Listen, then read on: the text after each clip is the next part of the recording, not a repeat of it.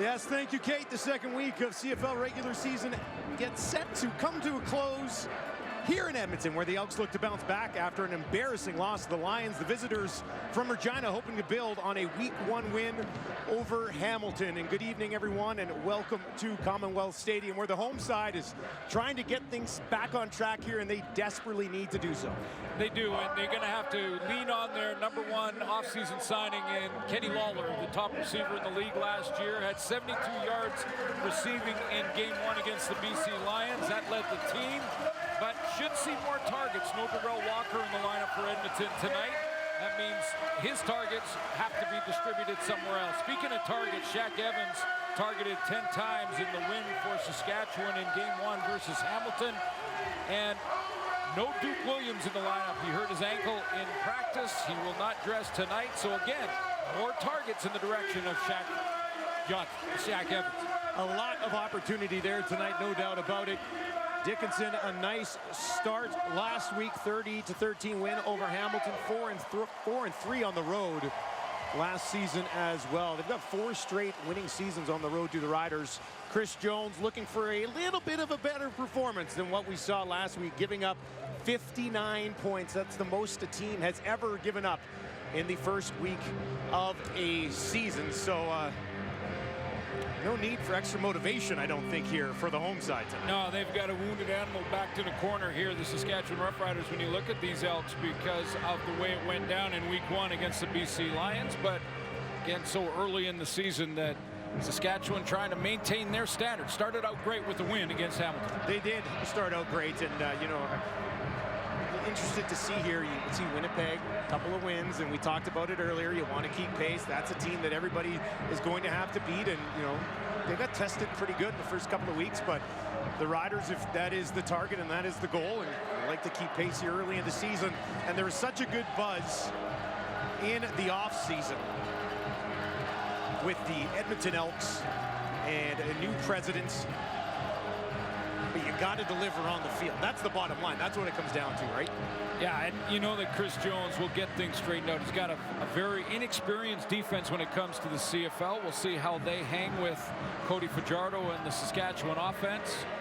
Craig Dickinson has not lost as a head coach to Edmonton, and neither has Cody Fajardo as a starter. Castillo is going to get us started here on a beautiful Saturday night in Edmonton. Thank you very much for joining us here on TSN. This will come down Morrow. He's going to move it all the way back up to the 40 before he is stopped, and we'll get a look at Cody Fajardo, who didn't start great last week, but he finished strong. Yeah, both defenses played well in that game last week in Saskatchewan. Hamilton defense contained the Saskatchewan offense in the first half, but Cody did finish with over 300 yards passing on the night, 311. 1 touchdown, did not throw an interception in that one. 8th time in his career that he hit the 300-yard mark in a game. He's going to start here on his own, a 43 receivers to his right. Fajardo looks to the left, goes to the left, got a completion. Schaefer Baker hangs on, and let's take a look at this starting offense for the Riders, brought to you by Expedia. Good start for the interior guys, Dan Clark, Logan Ferlin, and Evan Johnson in the interior of that offensive line. Clark, of course, the leader at center. And there's Shaq Evans, targeted 10 times in Game 1, had 4 for 92 yards, and connected on the deep ball, which was interesting for Saskatchewan fans. They were looking for that. Well, 3 plays of 30 yards or more for that offense, so something to continue to discuss here. Let's take a look at this Elks defense. Oh, it's a young group. I mean, when you take a look at the last-second change here, Jake Serezna is out. That's happened just on game day. He was hurt in the practice, and it'll be Marabere, S.A. Marabere starting. There's Adam Konar starting at middle linebacker. Again, that's a lot. Most of the experience right there. Ed Gainey is the veteran, CFL veteran at halfback. But after that, young secondary as far as CFL goes. They will hand it off here to Morrow, and that's a big push ahead for another first down. Just 14 yards on the ground for Morrow last week. He got 11 there, and he already has 14 tonight, so that's big to establish the run game. Yeah, get that interior offensive line firing off the ball, and nice bubble there for Morrow on that run. on the Edmonton 49 is where they work. Fajardo out, a little bit of a screen set up here for Evans, and Evans pushes it ahead. And the Riders are marching on the road. Well, you mentioned the slow start, but then Cody Fajardo in the second half started slinging it deep. Nice little teardrop there to Shaq Evans, and then over the middle, Duke reaches back to get it. Duke Williams not playing tonight again. That ended in that touchdown, and then Kean Schaefer-Baker with the jump ball here and wins it. Big second half. Well, that's a nice list of weapons, too. Oh, you just laid out there. All those guys making plays, that's big. They work on the Edmonton 38. They'll get it in to the flat for Evans. And this time he is upended after a short gain on the play. But Glenn had mentioned he was targeted 10 times last week, and they got him involved again because of the play of this guy. Yeah, when you take a look at his games as a starter against the Edmonton football team, whether they're the Eskimos or the Elks, and it's a 3-0 record for Cody Fajardo, 22-8 as a starter in Saskatchewan. Pretty incredible, really is. 2nd and 6 on the Edmonton 34, sixth play of the drive here for Fajardo. Pass in time, dumps it off to Morrow, who cuts it back in. There's a flag back behind Fajardo. Morrow takes it up close to another first down, but we'll see what this flag is for. I think it's coming back. Yeah, Rogers was all tangled up there. I didn't see who he was battling with. Holding, Saskatchewan, number 51. 10-yard penalty, remains second down. So it is Rogers. Yeah, it looked like a brawl down here at the right tackle position. A little rip move, and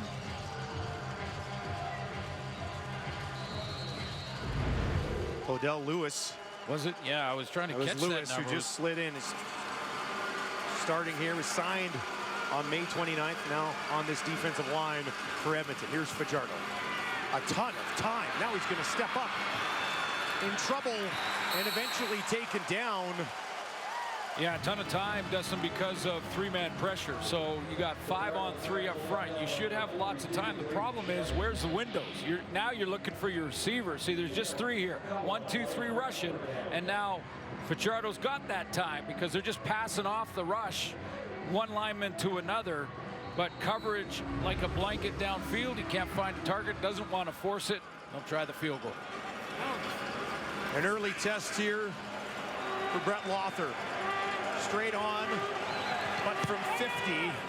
And he knocks this one right down the middle. That is 17 in a row for Brett Lothar. Riders drive the field, settle for 3. They have a lead. Nick Arbuckle, the 28-year-old, getting the start here at home. He'll have the ball next when we return.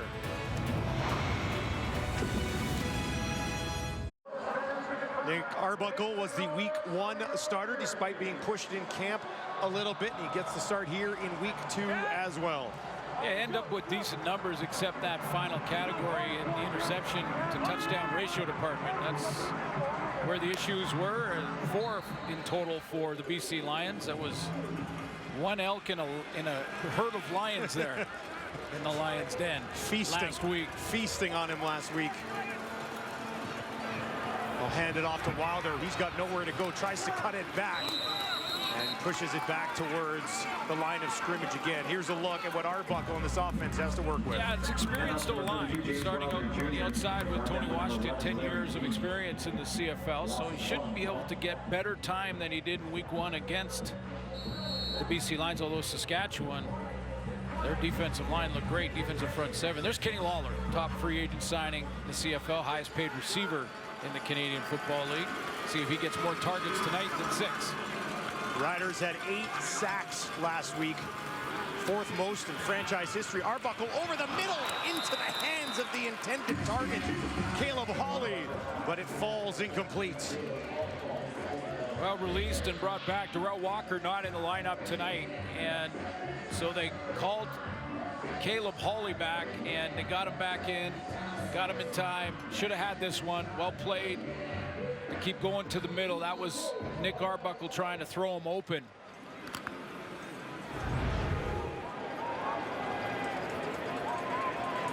Matt Mengel added to the roster for the game this week. Short punt, high kick, bounces down at the 36 and directly out of bounds. Cody Fajardo, 3 for 3 for 22 yards, and he has his team on top, 3-0 here in the first quarter. He will look for more when we return. CFL on TSN continues next week with Thursday Night Football presented by 7-Eleven. Don't miss the Roughriders versus the Alouettes at 7 Eastern, 4 Pacific, and exclusive TSN coverage all weekend long. Well, how about the Argos win with a missed field goal, 21-yarder, and that game before ours tonight. 24-0 Hamilton had the lead, and Calgary roars back for the win in overtime. I believe we call that a thriller. That looks like an excellent game to watch. Fajardo now, the underhand scoop tomorrow, stays on his feet, gets it up to the 40, and then is taken out of bounds by Tristan Decoux. Some creativity there from number 7 in whites. Take a look at this, just making it up as he goes along play for Cody Fajardo. You know, I think the big surprise here in Edmonton after week 1 was the fact that Chris Jones, their new head coach, is really a defensive mind. He's an innovator defensively. Handoff to Morrow, it's going to work for a first down for the Riders. And that was the surprise. I mean, 59 points again, most in week 1 history in the Canadian Football League. That didn't sit well with a guy who's an expert in the defensive side of the ball. And again, I think a guy that throughout his career here in the Canadian Football League has really been an innovator. He's found new ways to play zone defenses and play pressure packages. But this is an inexperienced core. They got to start playing together. To Evans. Evans upended, but gets it to midfield, and he is slow to get up here. Oh. Like his left leg was kind of taken out from underneath him. He's trying to power his way up to his feet here. Yeah, again, Duke Williams in practice with a bit of an ankle. We'll see what happens here with Evans coming around. That did his knee just lock when he went up over the top there? He got clipped, and then that right leg, did the knee just lock out a little bit? When he planted on that foot as he was coming down, maybe because the hit itself didn't look very it sort of nicked him on the ankle there on the way through.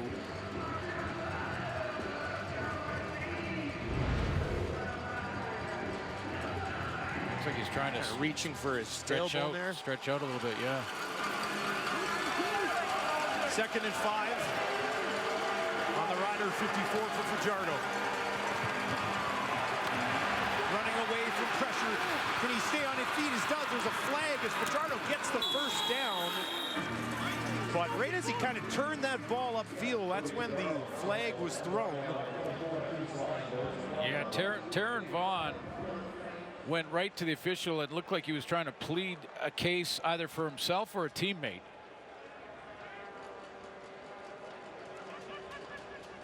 Holding, Saskatchewan, number 65. 10-yard penalty, remains second down. Whenever I see a flag in that area of the field on an extended passing play where the quarterback is moving around and running, you look at the offensive lineman that runs over to the official and really quickly starts giving his side of the story. And that's exactly what I saw with Vaughn, who starts to work his man, twist him to the ground, and then he went right over to the official and said, no, I was good. Official thought otherwise. Like holding to me. 2nd and 15 now for Fajardo. Just 3-man pressure again. Nothing downfield. Now he's going to throw one up. And it'll be short of what they needed. He gets it to Jacob Prahl for the first time tonight. He had 1 catch in week 1 as well, but he's going to be a few yards shy. Well, interesting chess match early on in this one, because Chris Jones is now on passing downs and 2nd and long and gone with 3-man pressure, giving Cody Fajardo lots of time, and he almost looks a little bit uncomfortable, kind of hopping around with just 3-man pressure and looking for that open receiver. So it's up to the receivers now to find the holes in the zone defenses quickly. 3rd and 3. Ball in midfield. Offense remains on the field. Fajardo overthrows the intended target. Maybe some miscommunication there as he was looking to go back to Jacob Brawl, but it does fall incomplete. A little bit of a hitch in the giddy up of Cody Fajardo as he heads off the field. Needed 3 yards to stay out there. Couldn't get it. Cody Fajardo back to work on the sidelines after a little bit of a scary moment. Could have been much worse. Yeah, former Rider Mac Henry here is going to engage with Dan Clark, the center, on that last throw. And they both go down, and the leg whips around from Mac Henry into the knee of Cody Fajardo. He got some medical attention when he went to the sideline. They took a quick look at it. He sort of walked it off, and now he's back on the tablet getting ready. But Darren Vaughn not happy. He took the penalty a couple of plays earlier that put them in a tough spot. Exactly, yeah. and not happy that his quarterback limped off either. Fajardo, nice start to the night. Arbuckle now gets the ball back here with 4 receivers to his right. A couple of quick steps back. There's a flag as he dumps it off. It's a completion, but it might be coming back. He got it into the hands of Shai Ross, who was eventually taken down by Jeremy Clark. But the flag lays just inside the 45. Illegal block, hands to the face, Edmonton number 67. 10-yard penalty, remains first down.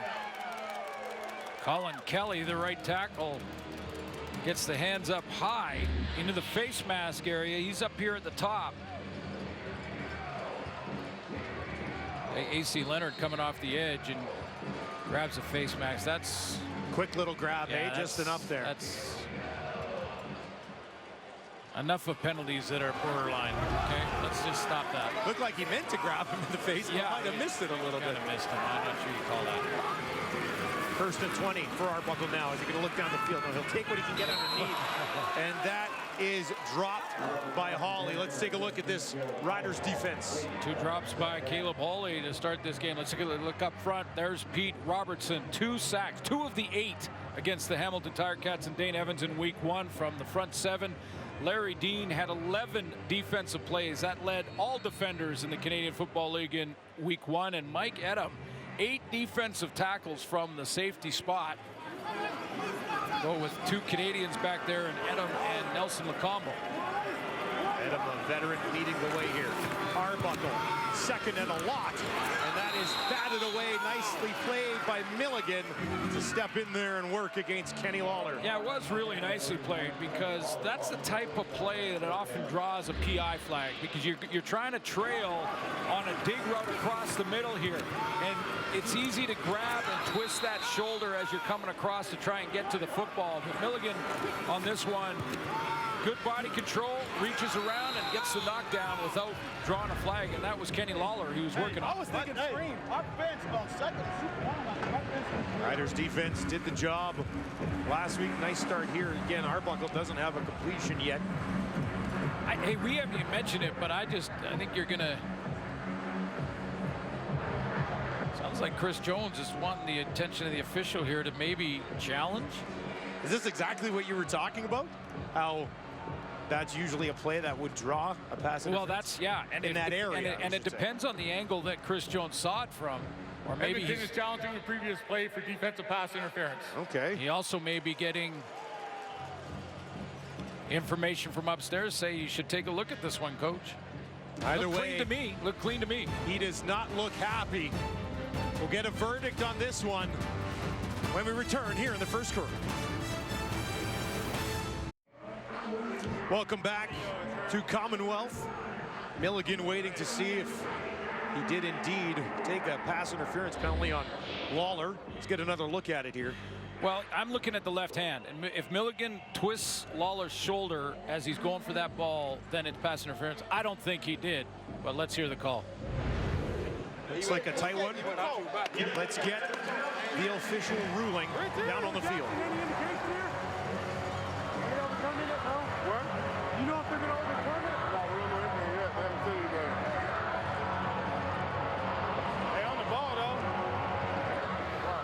After review, The ruling on the field stands. Third down. Edmonton has lost their one timeout. Interesting decision to challenge that play at this moment in this game, and it did not pay off. Mengel set to kick this away, standing on his own 30.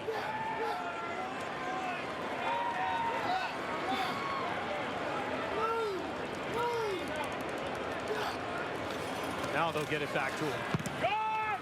Lets it go from the 34. Taken just inside the 15. A 56-yard kick return for a few yards by Morrow. For more on Chris Jones, let's send it down to Sarah Orlesk.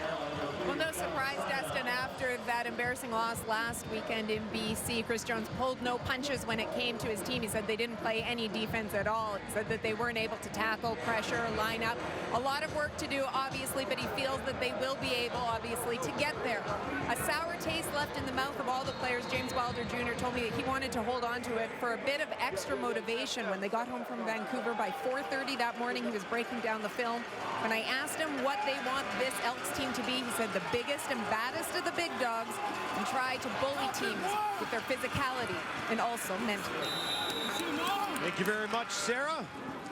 That's a big task for a team that's really still coming together, right? Yeah, well, that's Chris Jones' way. I mean, he wants a great dominating defense, and he'll put different athletes in different positions. Like, he lined up on the depth chart. Now, you know, look at the depth chart at your own peril, because you know there'll be some fast hands there. But Toby Antigua is the biggest safety in the league right now at 6'2", 240, playing safety. 2nd and 4.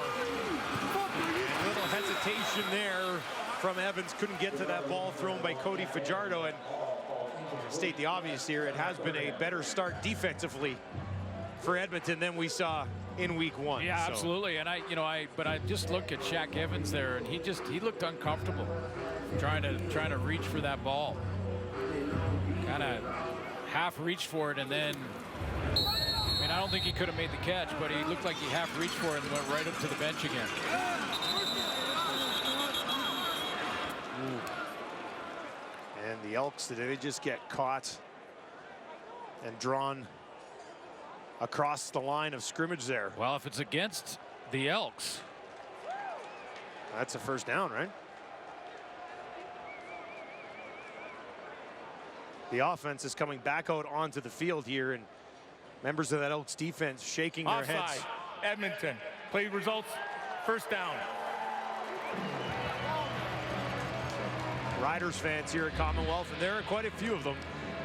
They are happy to see that. They are, but Chris Jones is saying, well, how come a receiver up at the top can get in the neutral zone like that and draw the Elks offside, and the Elks get the penalty? I don't think he need an explanation on that one.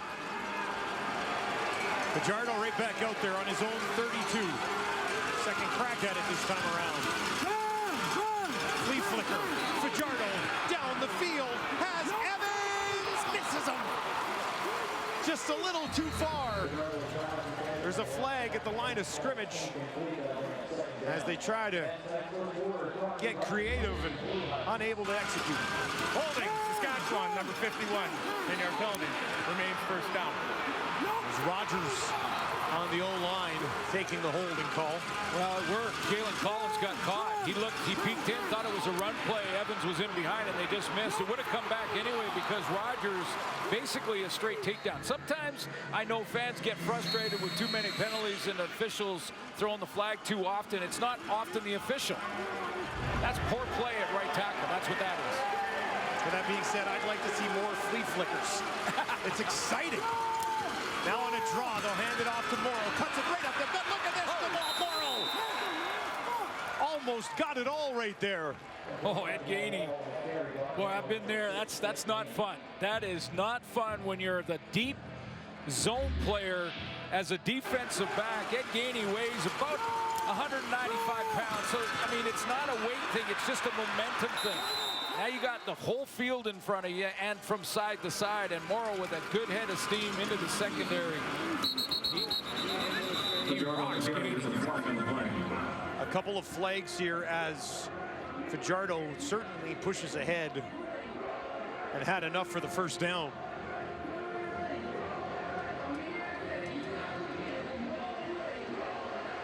Well, it doesn't look like his knee is an issue. Offside. Edmonton defensive line. 5-yard penalty. First down. 13 flags last week against Edmonton, and Yeah, worst in the league. something you've got to In week one, get away from. Well, again, guys who don't know the CFL playing on defense. Full yard at the line of scrimmage. Fresh set of downs on his own 46. Fajardo into the belly of Morrow, cuts it back. And Morrow is really establishing himself here tonight. That'll take him over 50 yards on 6 carries.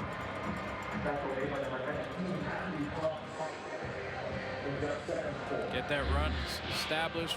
We were able to listen in to a little bit of Craig Dickinson talking to his team and earlier before they came out, and he mentioned physicality in the game. Control line of scrimmage, you got to go after it. In pro sports, you got to take the win. They won't give it to you. 2nd and 4. Short little toss to Morrow, trying to pick his way through, and he does. Jamal Morrow out to the 40, and he will be taken down there as he busts another big one. With a Gainey again there to slow him up and save 6. This is what I meant about the roster. That's Ed Gainey back at safety, Toby Antigua up at linebacker. So don't always trust what you see on the depth chart. But bottom line is that was great patience by Jamal Morrow. He waited for those blocks to get set up and the linebackers to get buried up into the line of scrimmage, and then he bounced it. 73 yards on 7 carries for Morrow. Fajardo steps up. Now he's going to be forced out of the pocket, running to his right, looking downfield. Runs out of room and is taken down. Fajardo nowhere to go with that ball. And the Feast Lion is there.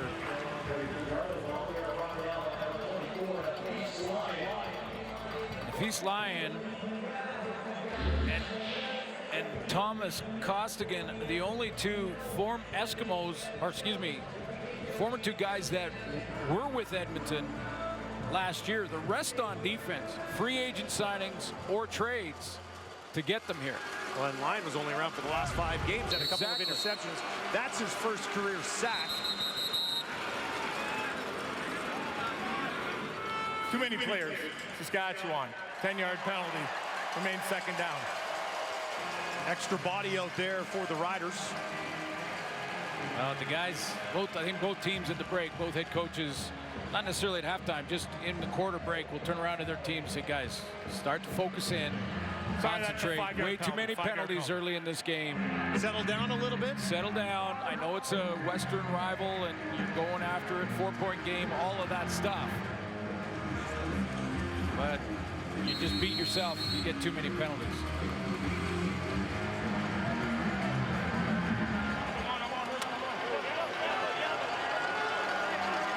Second and 17.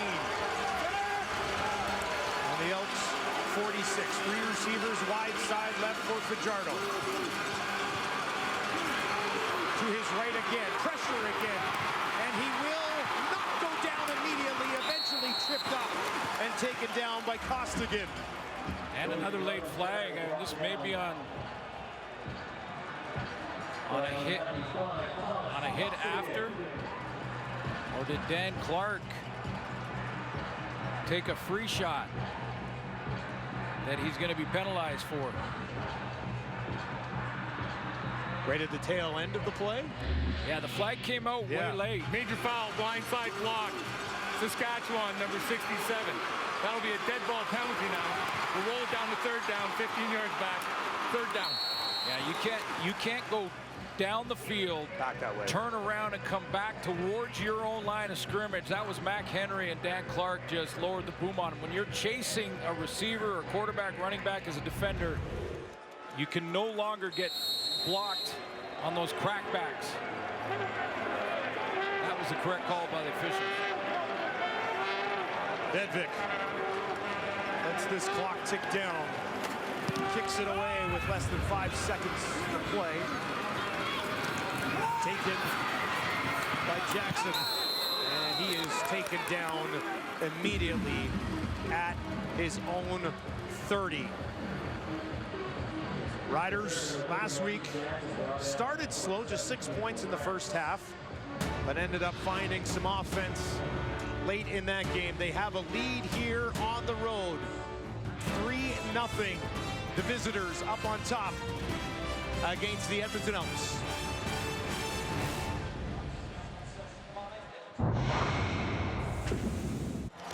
Welcome back to Commonwealth Stadium, everyone. Thank you very much for joining us here on a Saturday night. Special guest joining us in the booth. It's the president of the Edmonton Elks, Victor Cui. And Victor, I remember chatting with you when you first got this job. You were very excited to get to where we are tonight, and your thoughts on how things have gone for the organization here. It's a long time coming, and it's a great feeling to finally come to our, home season opener. And but we got a long way to go.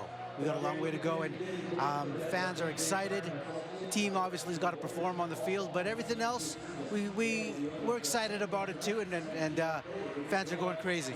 Well, you talked a little bit about, there's a long way to go, and then I think you made the best point of all of it is that, you want to have a winner to build around and promote. But what can you do without that? Because I know you're a very energetic guy, got a ton of great ideas. And what's the biggest challenge for you, I guess, here over the next little while? Well, I mean, the winning I can't control. That's the game. I mean, if you guarantee to win for everything, the sport wouldn't be what it is. Right. The thing for me is that we have to build a sustainable growth game after game after game. It's not just kind of a one-hit wonder sort of thing. Anybody can do a one-hit wonder if that's what we wanted to have here. The key is how are we building a great team and continuing the legacy for the next 1 year, 2 years, 5 years, 10 years for our children. And that right there is the challenge. And I think we've got a great team. We're on the field and off the field that are working hard to make that happen. See, check out your quarterback here, Victor, and then Going to hand it off to Wilder, who pushes it ahead, and that is a first down, their first of the game. I want to start by just thanking you. Thank you for your leadership and what you brought to the Edmonton Elks organization, because, I've followed along from Vancouver all off season, seen all the initiatives, all your interaction with the community and with the fan base, trying to find the answers that they're looking for. I want to ask you, though, just about overall messaging. I mean, been trying to say for years that we have world-class athletes to come and watch in this game, and I think somehow that message has been lost throughout the years a little bit. Well, absolutely, the product on the field has to be world-class, but just as important, what we have to remember is we only get to see this at our home game live 10 times a year. Right. The key to successful sport franchise is building fans 365 days of the year.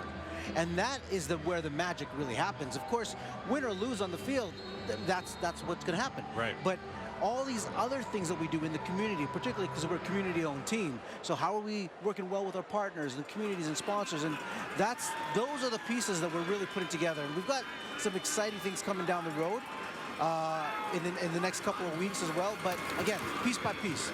2nd and 10 on the 43 here for Arbuckle. Dumps it off, and it's intercepted. It's okay.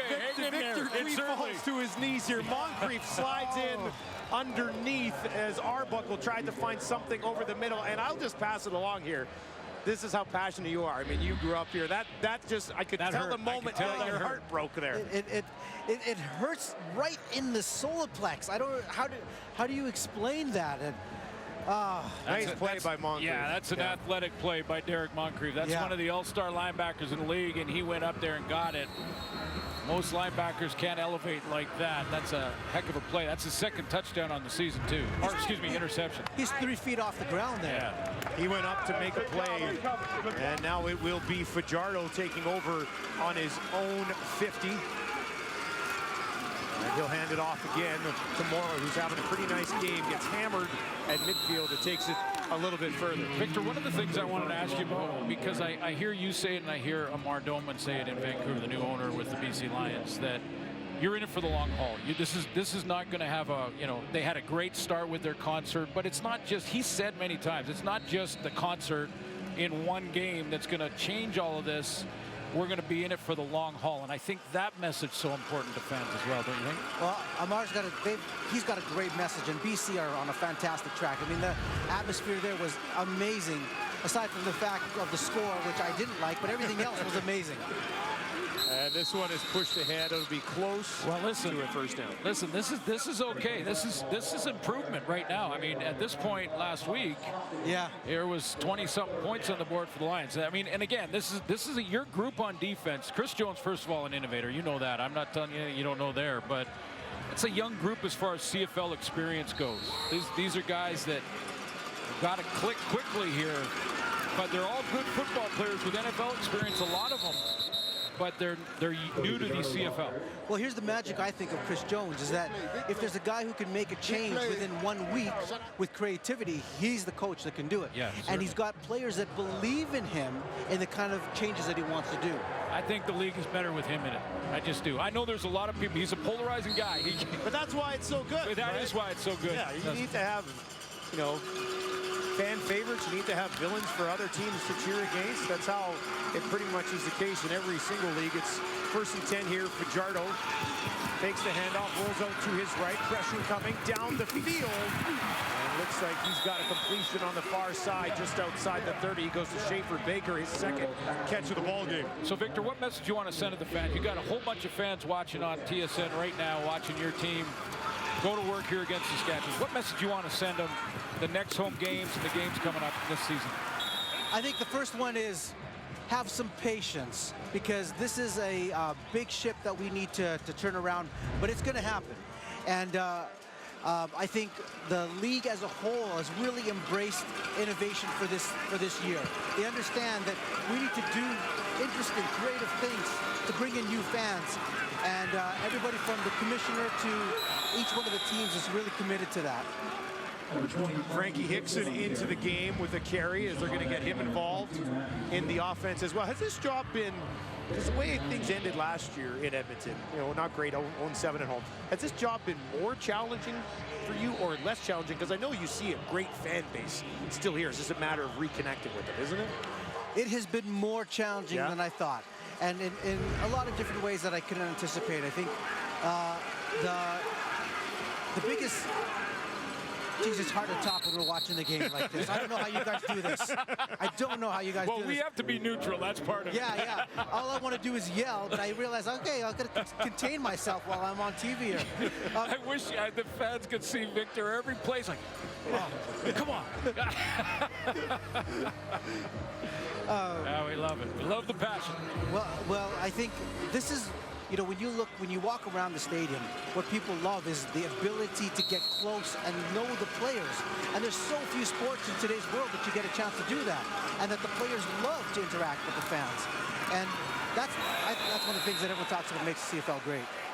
That was a big hit there by Pelly, getting involved, the guy that everybody seems to be very excited about. He stops Hickson on that play, and that'll bring up a second down here for the Riders. Victor, this franchise has so much great history. You think about the winning and Warren Moon and Tom Wilkinson and Dan Kepley and the great players that have been first Edmonton Eskimos and now Edmonton Elks. Here is Fajardo. 2nd and 8, big play for Fajardo.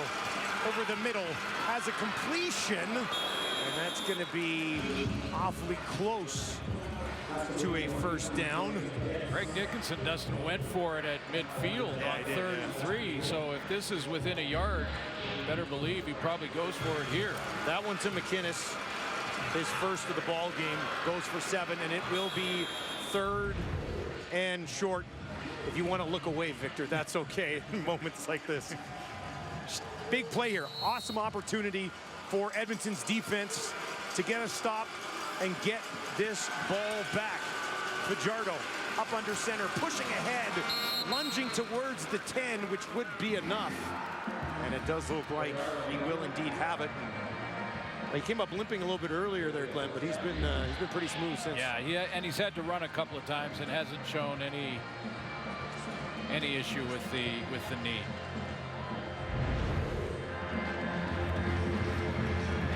Are you dialing up a blitz here, Victor? Send pressure on it. Put you on the spot. We're down inside the red zone here. You're going to send the house at Cody Fajardo?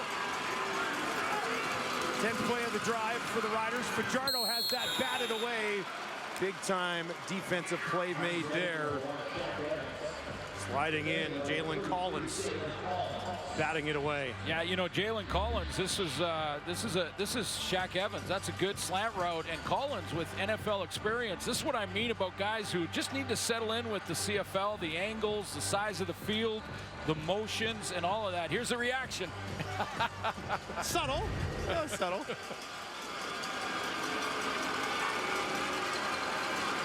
Second and goal here for the visitors.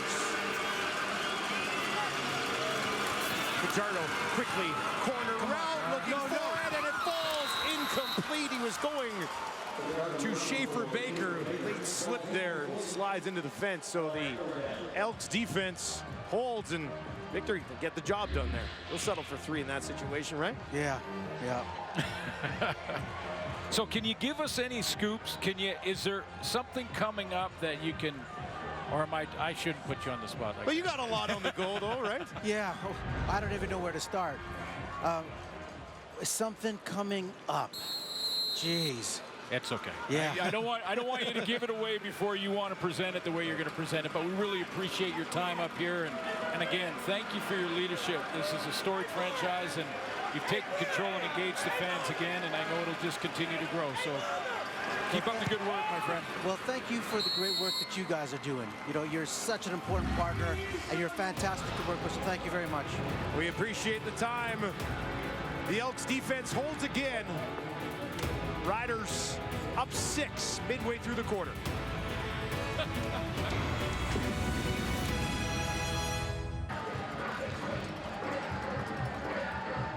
The most talented home cooks return for a shot at redemption on an all-new MasterChef Back to Win Wednesday, 8-9 Mountain, only on CTV. Set your PVR, and in fact, I will. That's one of my PVR shows.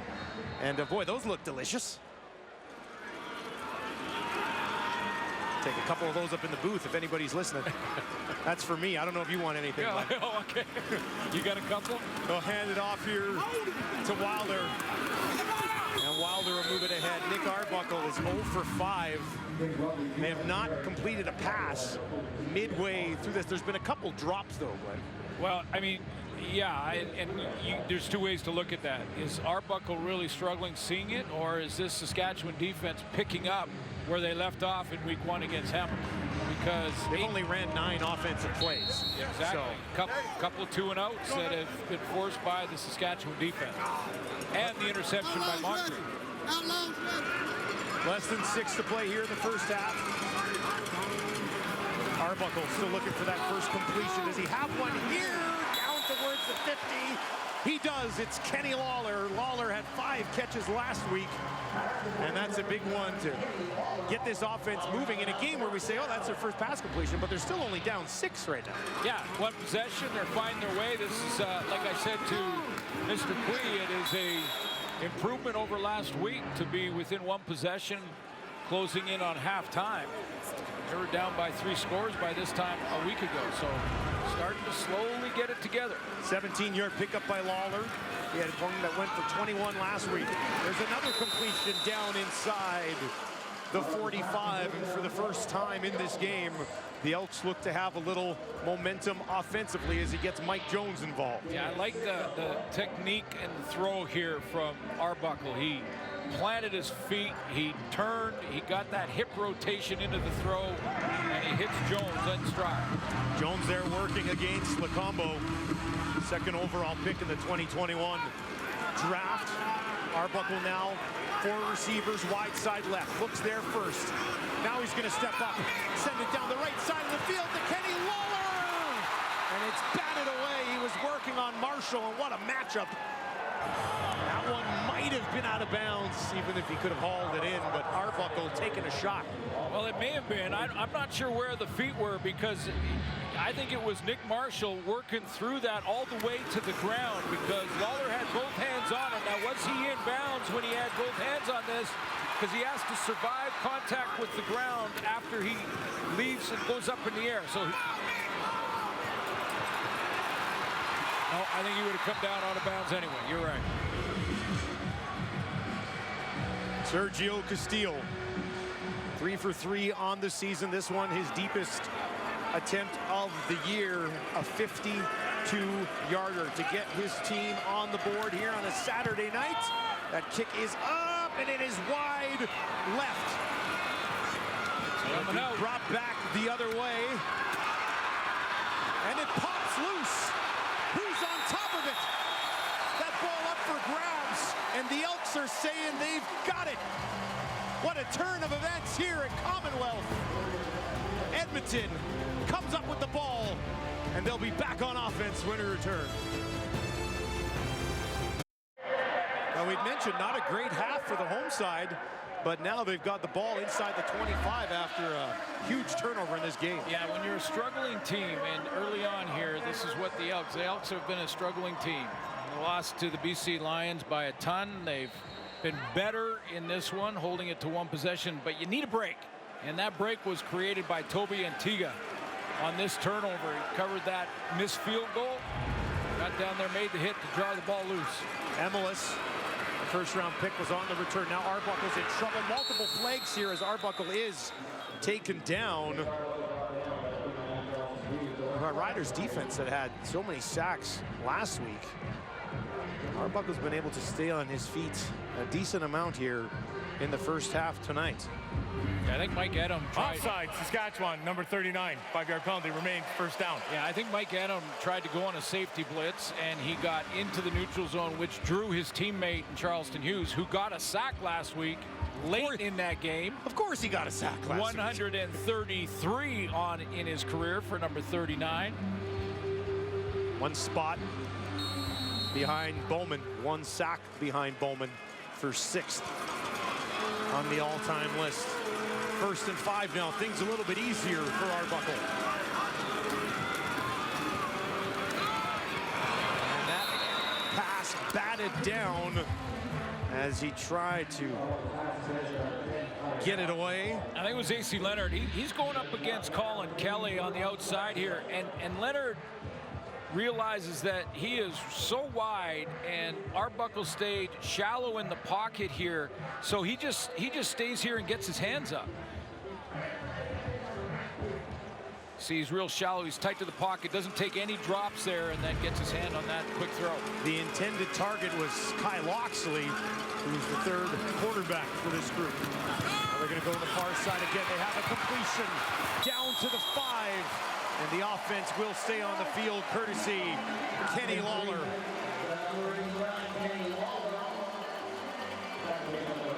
Working on Kenny Lawler's hip flexors and stretching him and getting him ready. They need him. Kenny Lawler, 2 catches here in the first half for 30 yards, puts him over 100 yards on the season.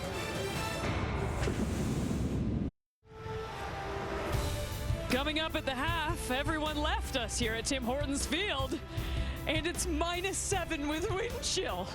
Not funny, boy. You guys all right? Milt, are you okay? Yeah. It's freezing. Back to Edmonton.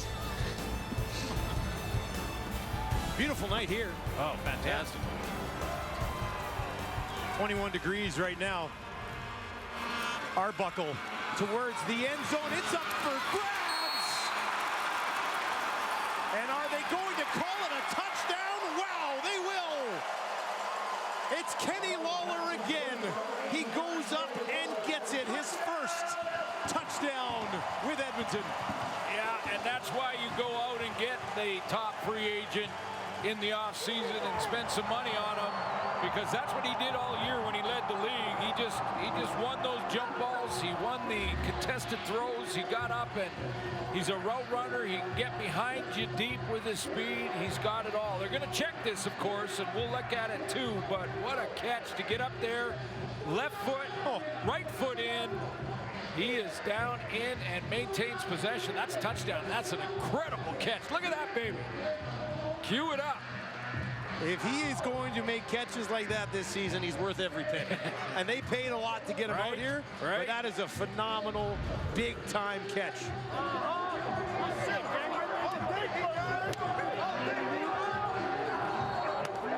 Get that break to get you going. Get the fumble recovery on the missed field goal. And just like that, You're an extra point away from the lead. Castillo looking to put Edmonton on top, and he will. Interesting opening half, highlighted by this man, Kenny Lawler, working some magic at the back of the end zone. Arbuckle loving every minute of it.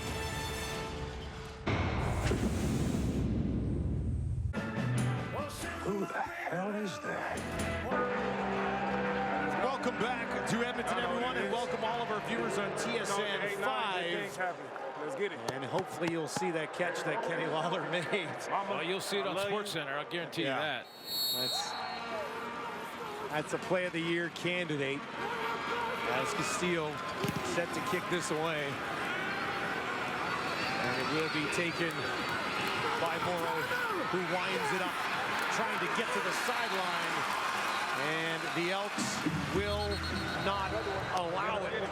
Tanner Green on the tackle. Settle in, grab your beverage. We'll give you every angle we got on what was just an outstanding catch. To be able to have that body control, get the hands away from Milligan, and then elevate, pull it down, and then have the wherewithal to put your right foot down, punch it into the turf as quickly as you can, because you know you're right on the back line strike. I mean, big-time world-class play from Kenny Lawler. 6 touchdowns last year, 10 in his career, and I know he scored some big ones and some nice ones, but I'm not sure anyone was more spectacular than that. Well, it just gives you just a snapshot of everything that makes him great, and that body control. All right, good or bad? Y'all always gonna put the camera on me, no matter what. Good or bad? Well, that's what happens when you're a superstar in the league. When you're the highest paid receiver in the league, odds are the camera's going to be on you a little bit. Here's Fajardo, gets it away, down the field, come on! Evans goes up and gets it. Holy smokes. Well, you remember earlier when they tried that pitch pass and they missed Shaq Evans, and Cody Fajardo threw it more on a line. This time he throws it up with tons of air on it, so really they gather themselves, and now it becomes a jump ball, and he has confidence. Even a banged up Shaq Evans can win that jump ball more than he loses it. Now the 2-star receivers, one on each team, putting on a show. 36 yards to Evans. He's got 56 on the night. This time they'll hand it off, maybe a yard, possibly a couple, into the belly of Morrow. Less than 2 to play here in the second quarter. He's slowly getting back. He got hurt early in this game and had looked like he had a real tight back, and then it was almost a little awkward to see him go for the ball. He doesn't look like he's running quite as smooth as he normally does, but that was a special play to get up there and rip that one down. Need another big play here, does Cody Fajardo. 2nd and 8 on the Edmonton 44. Over the middle, he's got a completion. Schaefer Baker on his feet, but there's a flag back at the 40. That's a big one to Schaefer Baker, who's been involved. His 3rd catch of the game.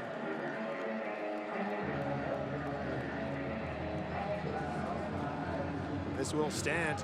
Illegal contact on a receiver, Edmonton. Penalties decline. Play results in the 1st down.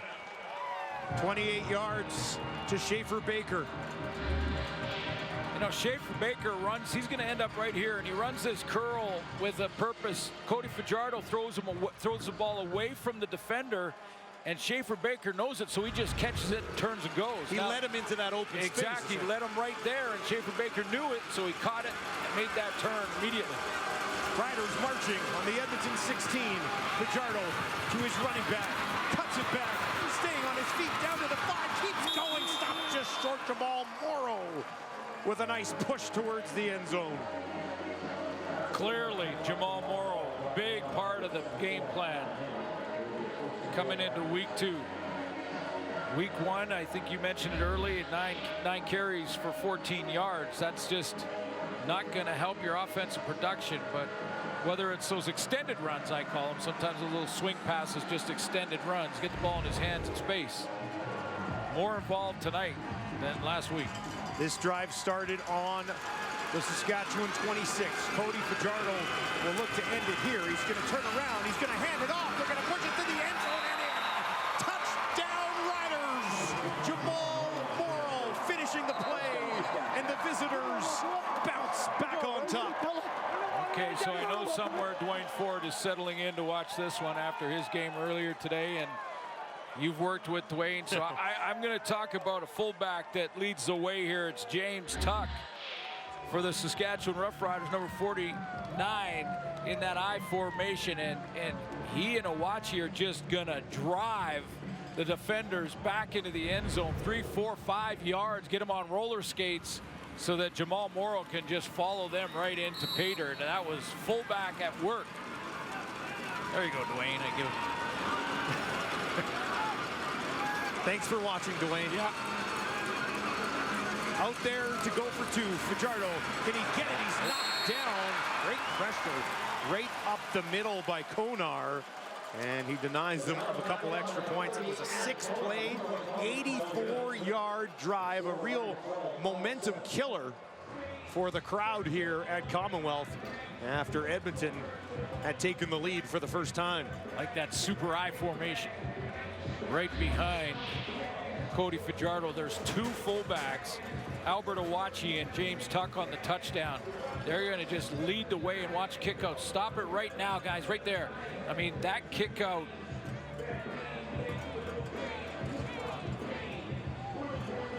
But just drove the defenders back into the end zone, and your fullback get those lead blocks like that, just paved the way. Does that make it a little bit easier? Yeah, road grade.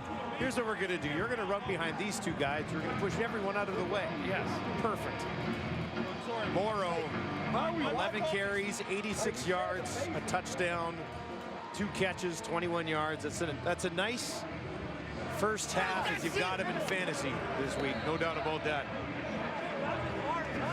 And obviously a focus, like you mentioned, to get him going after a very quiet week 1. Yeah, you know, it gets the O-line going, too. Maybe a few too many penalties in that first quarter, but it gets the O-line fired up. Now on the return, this is Jackson trying to find some room on the sideline. And a pretty decent return, and he will give Edmonton some solid field position here with 47 seconds on the clock. Let's take a ground look at the fullbacks. That big block. Look at, I think it was Toby Antigua that came up off the edge there, and they just drove him back. And go give some love to your fullbacks. I know your name will be in the paper, Jamal, but your fullbacks need a little love in there. Arbuckle doesn't have a ton of time, and this time he gets taken down. Looked like he was going to get away, but Marino had other ideas. Well, the one guy that's not really been involved when I think of Jamal Morrow for Saskatchewan is James Wilder. You know, and he flared out that time and actually had some space and some room, and Arbuckle really didn't even think about him. Watch him flare out here, and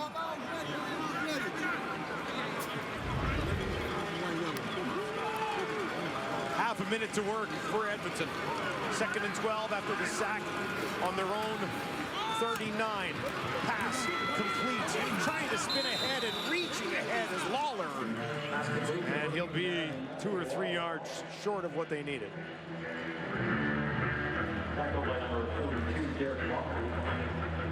"21 seconds to work with on the clock here." Looked like they were thinking about the offense he out was. there. Yeah, Chris Jones certainly was. Thinking about it, thinking take a shot, get the first down, then your 2 plays. You still have to work the clock, though, to get in field goal range.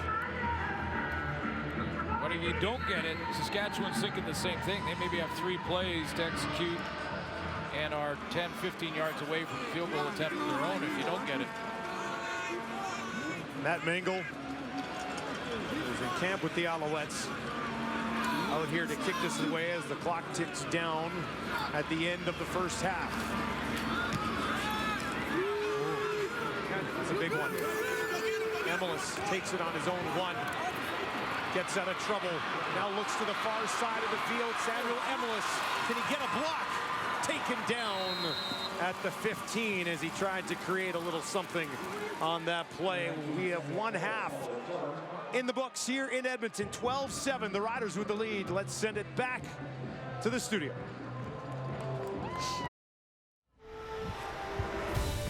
Taking a look at your halftime stats, normally we delegate an analyst for this, but we're going to see who the hardest worker is right now. Well, Nick Arbuckle only has 51 yards passing, but you know what? He had 0 with only 5 minutes left. Oh, should bring Kato to Apple.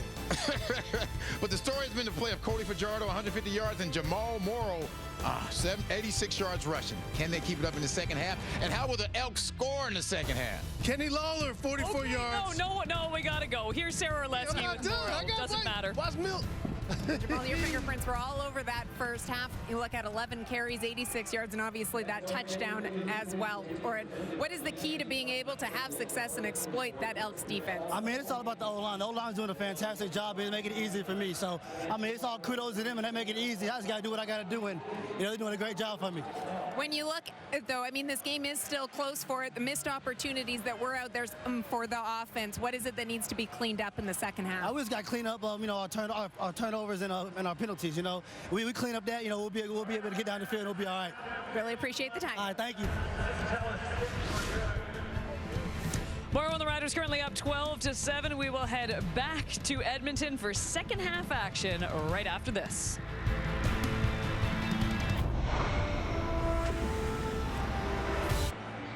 Welcome back to a beautiful Saturday night in Edmonton at Commonwealth Stadium where the Elks trail 12-7. It was Kenny Lawler who got them on the board. He's with our Sarah Orlesky. Kenny, that touchdown's going to be all over highlight reels and getting a lot of play. How would you describe it? Oh, man, it was just a good team effort. The offense did their job. Quarterback did his job, threw it up, gave me a chance, and that's all I asked for. I just asked for a chance for the ball to be in the air coming my way, and when it is, great things are going to happen. What is the key to getting some momentum going for this offense in the second half? First down production, having a great production on first down so that we can follow it up with an easy second and down. If we do that, I think, and also stay on the field, we'll be in a great position. Thanks, Ken. Thank you. A big piece of the offense, no doubt about it. They've got 5 catches tonight, 4 of them on 6 targets from Kenny Lawler. And you look at that offense, it's weird because the Riders only have 12 points, but they've been moving the ball pretty well. And the Elks find themselves in a game where they've struggled offensively so far. Yeah, they have. And I agree with Kenny Lawler when he says success on first down really can help open things up. And that's where James Wilder comes in if he's more involved in this second half for the Elks. Brett Lothar to get us started. Lets it fly. Low kick. Jackson takes it at the 12. He's got a little bit of room to start here. Artis Jackson looking for a hole. Finally taken down at the 31. Nice tackle by Nigel Harris. Here's a look at what Lawler was able to accomplish. Well, you're right. It was at this point, I don't think Arbuckle had a completion, and then he got going to Lawler. That little During the return, that was an out, illegal and block. he throws a Edmonton, touchdown number after the 29. fumble. 10-yard penalty, first down. As Milt Stiegel broke down at halftime, that sometimes that special team unit can inject some enthusiasm into the group, and the offense clicked after that. That was the Lawler touchdown, and Edmonton starts to believe a little bit more. An illegal block on the return has backed the Elks up to their own 20. That is where they start. Average drive starts at the 34 in week 1. Arbuckle, another completion. This will be a short pickup. On that play, James Wilder came out of the backfield. I'm focusing in a little bit on him and just how they're trying to use him. He came out of the backfield, and that time he was tracked by Derek Moncrief. Now that, if you're Nick Arbuckle, you're going to probably say, you know what, if Moncrief is going to go with James Wilder out of the backfield like he does there, may not want to take that matchup, although I'd put James Wilder in space and test him out. Sankey ended up there to make the tackle on Lawler. Arbuckle now, deep shot down the far side of the field, has a man and he's got him! It's hauled in! Holly, first catch is a big one. Yeah, we were deep into the second quarter saying that Arbuckle hadn't had a completion yet, but we didn't mention that Caleb Hawley had dropped two right in his hands in that first quarter. So this is a good one for Hawley's psyche. Drop coverage. Roland Milligan gets caught with his eyes on the short route and lets... You know who's in that short route? In behind. Kenny Lawler. Yeah, well, that'll draw your attention. That draws your attention. 44-yard pickup. Arbuckle at 99 yards. Looking for more here, and he's going to have him. Another completion for another first down as well. Back into the hands of Lawler for his 6th catch of the night. Heavy work into the short side of the field now. That's Kenny Lawler. He's going to line up in the slot out there with Caleb Hawley the last couple of plays. There was a flag at the end of this play.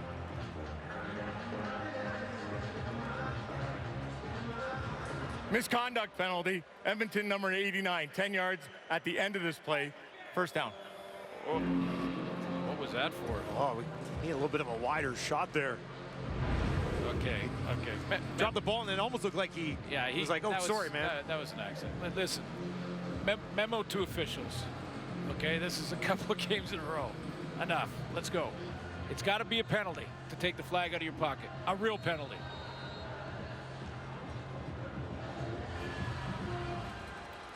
First and 10 at the Rider 35 for Arbuckle. Out into the flat. Arsenault staying on his feet, grinding out a first down as the veteran receiver. I was wondering when we were going to get a ticket to the Manny Show. Manny Show remake. You know, getting back in it at 34 years old, but a gym rat who will be in shape, guaranteed. Continued to work at training and training others through the break and through the pandemic, and got the call from Edmonton and from Chris Jones, and he's got football left in him. He's been targeted 3 times so far this season. Caught every one of them. Now they'll hand it off to Wilder. He's got a hole and he'll take it down inside the 15. And that is his longest carry of the night. And it is an Edmonton first down. Yeah, there we go. This is something that I think, like Kenny Lawler mentioned to Sarah at halftime, that get that first down production from 32. Get them the defensive line, get their eyes and their focus to 32 first. That gives Arbuckle in play action an extra steamboat or two to throw the football. First and 10. Rider 13 for Arbuckle. 3 receivers over to his left. He's going to toss it out into the flat. It's Lawler. And he'll pick up a decent chunk on first down. Arsenault getting into it with Moncrief. Wilder will attempt to break it up. Okay, all right. Those guys were angry. Let's see what the flags are. Again, if you're gonna get, you are after the whistle.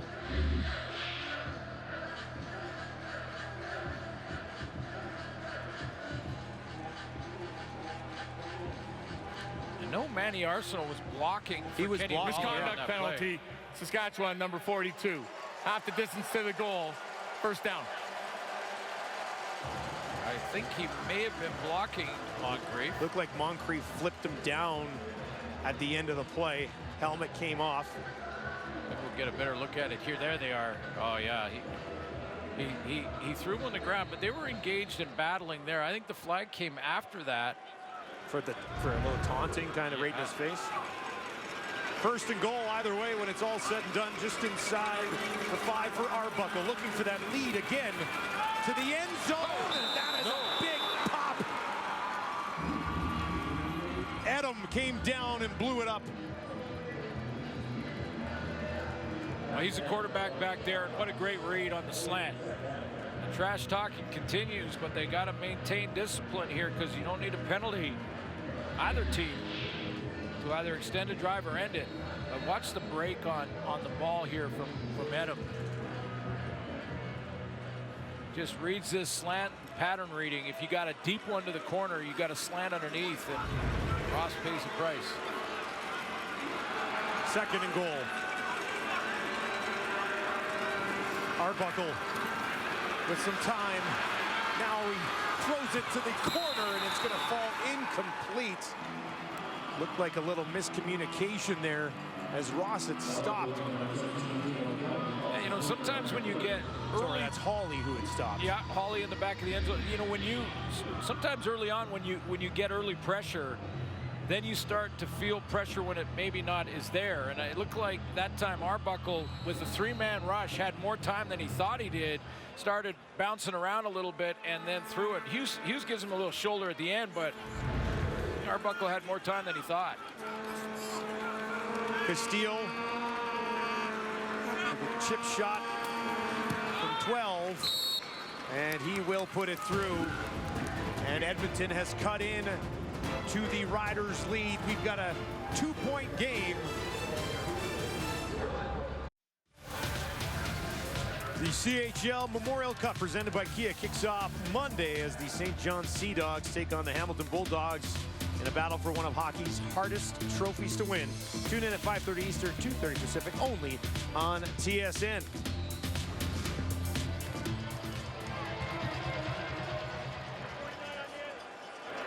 Riders, the ball on the 40 here. 2-point lead. Back to Morrow, who had such an excellent first half. I think Chris Jones went in at halftime and said, gentlemen in the front 7, come over here with me. We want to get a little huddle here. I got a few things I want to talk about. Time to crank it up a notch? Well, they just did on that first down. Try and contain number 25. Big first half for Jamal Morrow. 11 carries, 86 yards, and a touchdown on the ground. Comes out of the game here, that's Schaefer Baker, who now stands in next to Fajardo. Now he'll flare out to his quarterback's left. 3 right, 3 left for Fajardo. He'll go over the middle. He's got a completion. And that is into the hands of Picton.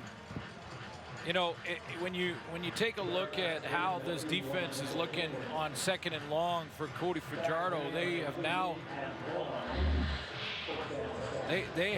started to figure out. I mean, look at the bunch of players sort of looking like they're just mingling in there. They're trying to make it hard for a pre-snap read for Cody Fajardo. But over in halftime, they looked at the tablet, I'm sure, and they looked at where the holes are with just 3-man pressure and 9 back in coverage. 18-yard pickup for Picton, his first catch of the night. Fajardo now down the far sideline, and it falls incomplete. He was looking for his favorite target, Shaq Evans, once again. Well, that's how he got started in the second half last week. A couple of deep balls.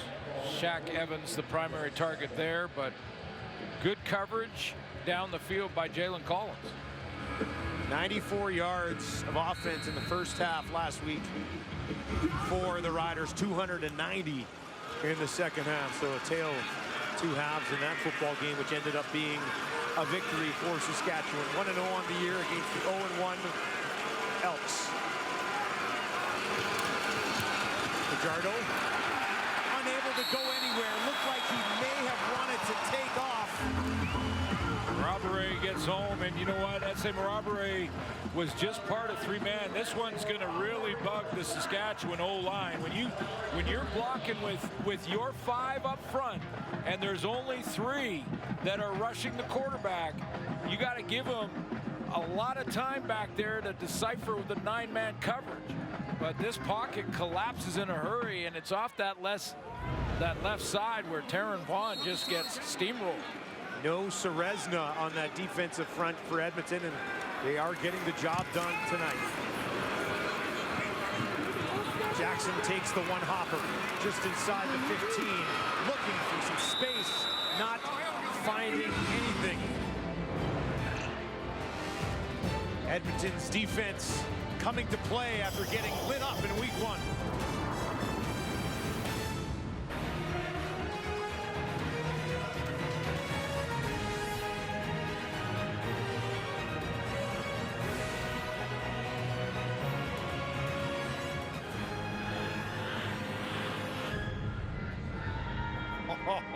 The TD toddler, that is the daughter of Nick Arbuckle.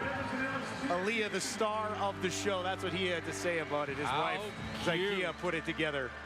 Hey, that's pretty awesome. Top Gun Maverick, you're getting knocked right off. That movie's coming up. Outstanding. How cute was she? Production on that thing was well done. Yeah. Theaters near you. Arbuckle down by a pair. They'll hand it off, but there's nowhere really to go. Maybe a short pickup. Pushing and shoving. There's the production team. Yep. Arbuckle family here watching Daddy tonight. Aaliyah's got the Elks horns there. She's getting ready. I think she's breaking down the Saskatchewan defense, and we'll have a thing or two to say to Dad after this game. So, you know, I think you could hit the crossing route a little bit more, and don't forget your back out of the backfield. He's been open on the flare route. I think that's going to be her. And unless it's just keep feeding Kenny Lawler, because Lawler's got 7 catches for 70 yards and a spectacular touchdown.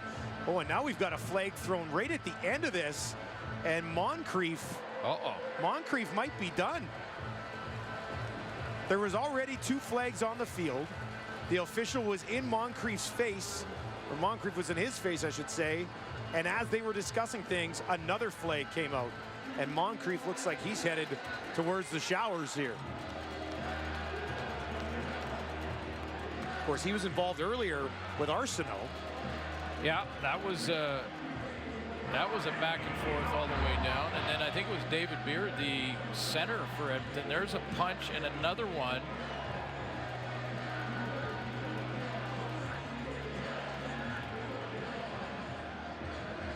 Like Moncrief may have seen something happen in the pile there, but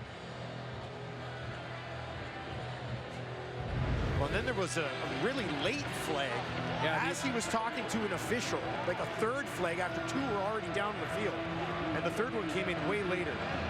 Yeah, well, there's been some real questionable flags tonight. I don't think that was one of them, and that's well after the whistle, and looks like it's going to be an early shower for Moncrief. Well, we talked about this earlier in the game.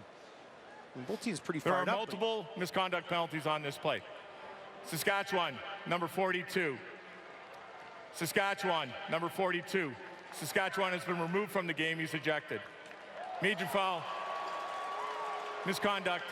Unnecessary roughness. Edmonton, number 57. Plays result in a 5-yard difference. 2nd down.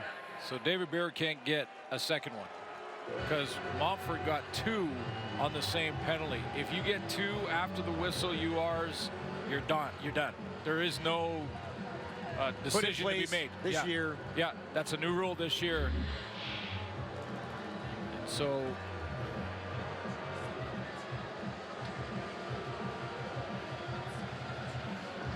and the other thing that can happen here, and probably did, was that the command center can in real time be looking at all of the replays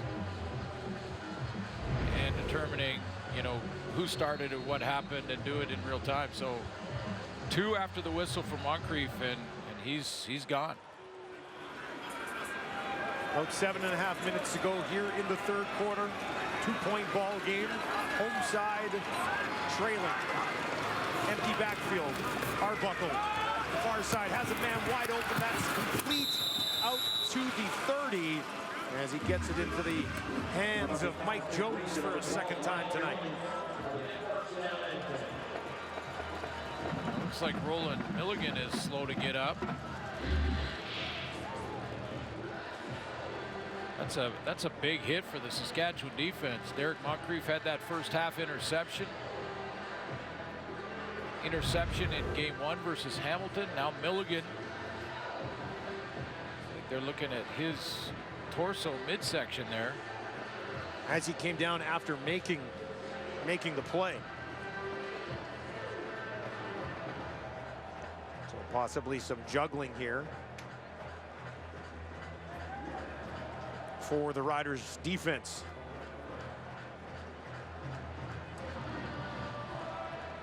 Shivers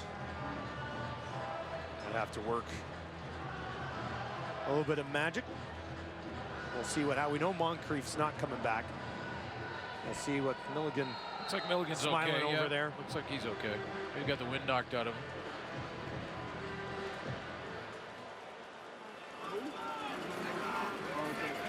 First and 10. Arbuckle takes it around his own 25. Over the middle, he's got a completion out to midfield. And what a day for Lawler, catch number 8. Jaden Dalkey is replacing Moncrief. He's coming to the right side of your screen off the edge, number 38 for Saskatchewan. Damon Webb, who slides in here, makes the tackle there on Lawler. 92 yards and a touchdown. Targeted 10 times. University of Alberta product. Dalkey was a 6th-round pick in the 2022 draft, 54th overall. Arbuckle, left side, got him again, and it's down to the 50. Lawler closing in on 10 catches here. That's 9 for 89. Well, with Darrell Walker out, we mentioned it early in the game that Lawler probably targeted more than he was the 6 times, and they're really working the short side, especially if you see that sky coverage, cloud coverage, which is the corner up and playing almost like a press look, and the halfback high over the top. Gives a lot of space, natural space to Kenny Lawler. Second and short. Like maybe a little bit of a bobble, but Arbuckle was able to push ahead. Lawler's now at 100 yards on the game. Last year in Winnipeg, he had one 100-yard game, and then they had that monstrous 200-yard game as well. What Saskatchewan can do to counter that is to walk Larry Dean out or roll the coverage, bring the halfback down, and then roll a safety over the top like a cover 2 look, where they're 2 high players and then everybody underneath in order to try and contain Kenny Lawler on the short side of the field. Because clearly he's the #1 go-to guy tonight for Arbuckle. Hasn't taken a lot of time for him and Arbuckle to really connect here. He's now got 15 catches in 2 games, or 14 catches in his first 2 games, and we still have well over a quarter remaining in this one. He has 9 catches. Hawley has 1, Jones has 2, and Arsenault has 1. So the rest of the receiving group has 4, and Lawler has 9 tonight.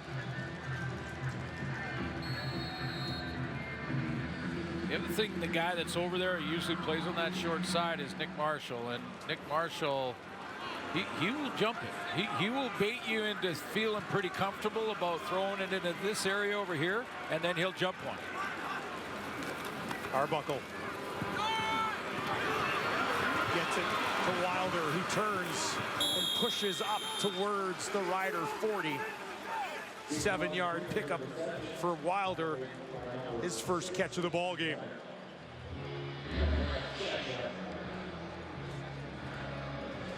Well, in that big year, his rookie season, when he was the outstanding rookie and won the Grey Cup back in 2017, was the leader in all-purpose yards with over 3,500. So he can do it all. He's got great hands out of the backfield. 6'3", 230 pounds. The cruising back, high snap. Arbuckle deflects it, then picks it up, and now has to get rid of it as he was pressured after the bobble, and eventually got it away with Edom all over him.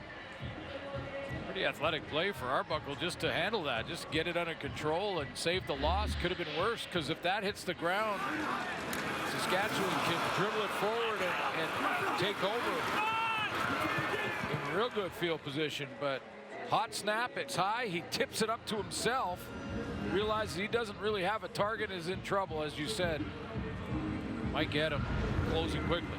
Arbuckle's 14 of 24 for 176 yards has a touchdown and an interception as well. Castillo missed earlier from 52. This one's from just inside the 50 to give the Elks the lead.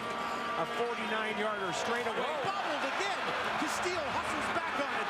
Now he's going to throw it ahead. And eventually the ball pops loose, scooped up by the Riders. Adam on it again. And now we've got an injured member of the Elks down on the field. Disaster here for Edmonton, who still trail by 2.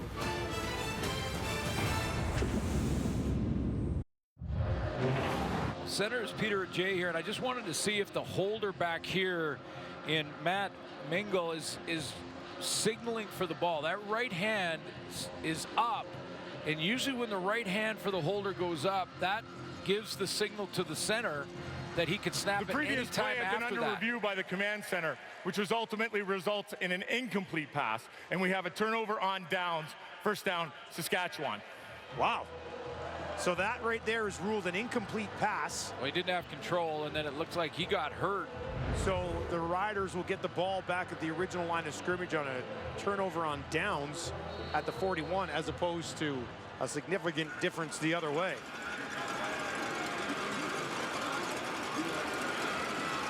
$25-yard swing here. See if the Riders can overcome this. Pressure on Fajardo. He escapes. Now he dumps it off right over the middle, and it falls incomplete as he tried to get it to Picton, who's a little bit more of an opportunity tonight with Williams out. Yeah, I'd say right now, though, you know, Dusty, you think about that first game for the Edmonton Elks against the BC Lions and the 59 points they gave up. You know, I would say much better effort and big step in improvement here this night, because this is a 2-point game against a quarterback who threw for 300 in week 1. 2nd and 10 for the visitors. Fajardo steps up again, Picton again, and it will be stopped short. Adam Konar makes a tackle, and this is against that 3-man pressure. This is exactly what Chris Jones wants Fajardo to do. He wants him to try and throw it underneath and hope that his receiver can make a couple of people miss for the first down. 3-man pressure, which got home a couple of series ago, but 3-man pressure, throw it underneath, and then you got 9 guys to rally to the tackle. That's textbook. Vedvik waits for this ball just inside his own 35. Jackson for Edmonton will step underneath it at his 12. Jackson, after a 50-yard kick, trying to kick it to the outside, stays on his feet, gets to the 30 before he's eventually forced out of bounds by the punter. Vedvik gets over there to force him out. Edmonton will have the ball, trailing when we return. Well, he certainly has the numbers to back it up, but let's be honest, he's one of the best to ever do it. For some more on Charleston Hughes, let's send it down to Sarah Orleski. Oh, Charleston Hughes wanting to continue to move up that list. Certainly that is something that we know over the last couple of seasons has very much motivated him.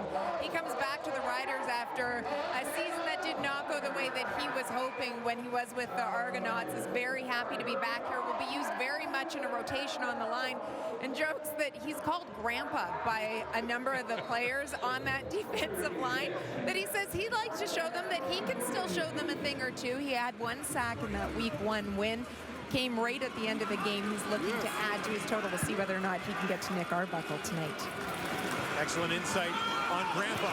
Wide open is Arsenault. He's got it at the 40, now down to the 30, 20, 15, finally forced out of bounds at the 12. As there's another veteran in this league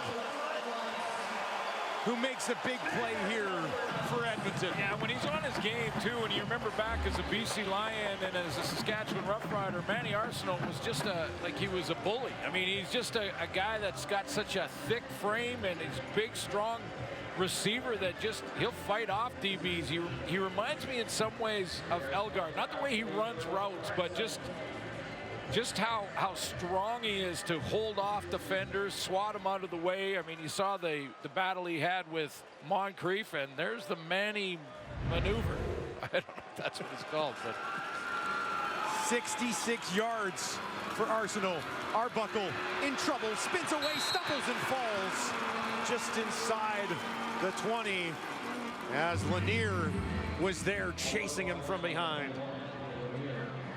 Yeah, Lanier didn't get into the fun. He didn't have some of the fun in week 1. He played well, but he just didn't register a sack. So steps in on an inside pass rush there real nicely on Manny Arsenault. Second sack of the career for Lanier. 8 sacks last week, just a couple here tonight for the Riders.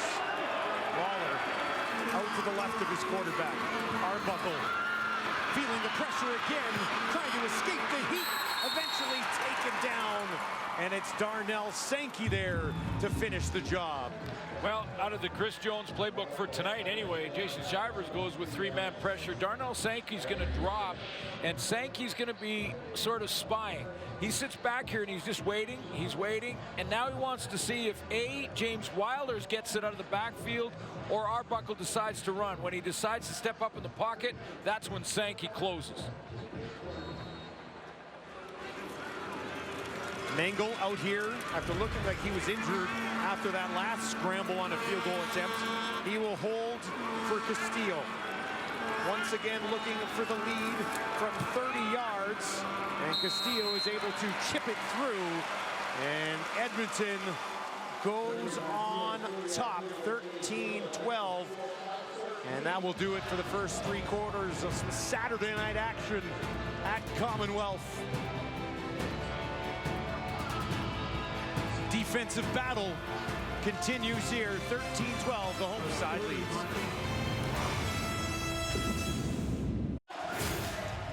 The Elks leading, slim lead, 13-12 after 3 quarters of play, and 242 passing yards now after a slow first half for Nick Arbuckle. He and Kenny Lawler have really got the job done here.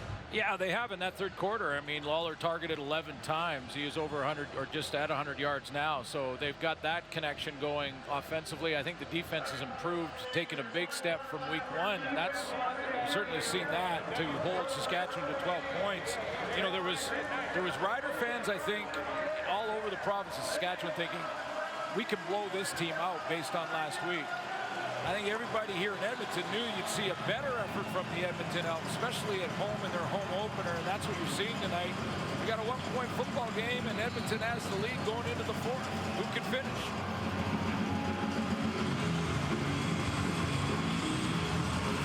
More to go here at Commonwealth. Thank you very much for joining us to wrap up week 2. Schaefer Baker takes the ball and takes it right up the middle. And on to the Elks side of the field. A dangerous weapon he is. Yeah, you know, Jason Moss has a real dangerous weapon that at this point in the season, real early, so this is not criticism, just as I think you can draw more of this up for 89. Just athletically, he is so quick and strong. That's a 16-yard gain and real simple fly sweep. So that's another weapon that put a play package together for. 51 yards in the air for Baker as well. This time it's Morrow, and that's going to work as well. Morrow with a nice pickup on a first down as he creeps up towards 100 yards on the ground. I'm not sure Cody Fajardo really wanted to give that one up there. I think he was kind of reading the end, and then he went, oh, okay, well, if you're going to just take it, then take it and get outside and get going. 9 yards for Morrow, brings him to 95. Now he'll slide out to the left here as Fajardo trying to push ahead. It was a pretty good second effort. Initial push got him back to the line of scrimmage, but it looked like a secondary push might have been enough. Well, this was Jamal Morrow in the first half, and he had over 80 yards, almost 90 yards. And And now in the second half, that has changed. And partly because the Riders have gone a little bit more to the passing game, but also Edmonton's defense has now targeted him. They're now, you know, very aware of 2-5 because he's got a total of 95 yards. I believe it was 87 in the first half. Yeah, they're just starting to get him involved here now. They also just haven't had the ball as much as they had it in the first half of the game as well. The Elks have been able to maintain possession here in the second half of play. 1st and 10 on the Edmonton 44. Handing it off again, and another excellent run. This time it's Hickson who steps into the game and comes up with a big play. And this is what people are excited about, seeing the way he runs the ball. Yeah, Frankie Hickson comes off that bench just to give Morrow a rest and take a couple of reps, and he's got some fresh legs. You could see the bounce. Real good jump cut, vision at the point of attack, and then bouncing outside to get into the secondary. Good enough for 16 yards. And moves this ball down inside the 30.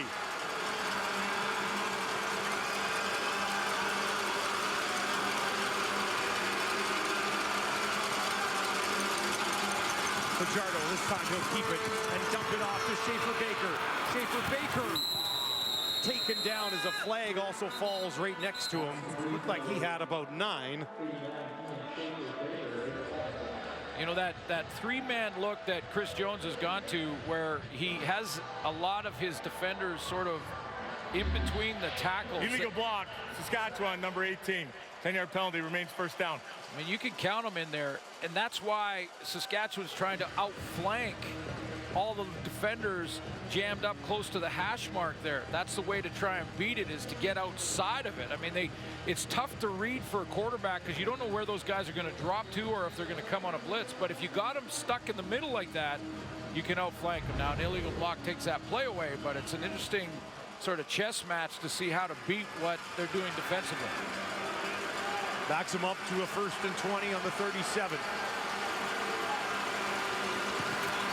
Fajardo gets it into the hands of Morrow, looking for a couple of blocks. Got 1 or 2.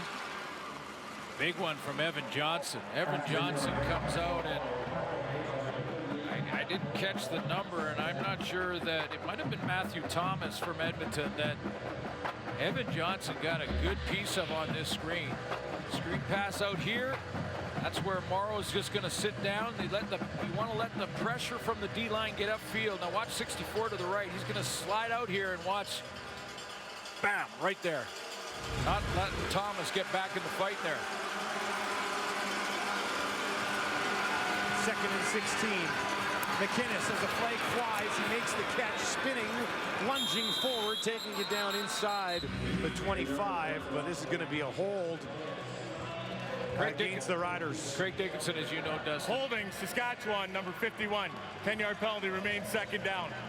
It's Rogers again. Yeah, Craig Dickinson told us that that's something that they talked about from day one in camp, that last year they got too many penalties and they had to just work on that, be disciplined, or you couldn't be part of it. And Rogers on the inside move, you can't get your hands up around the neck of the defender like that. It's just, he's got a couple tonight.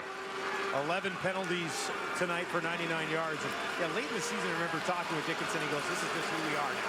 We have to change that next year." And it's definitely something they want to focus on. A draw play here to Morrow, who stumbles as he tries to push it ahead.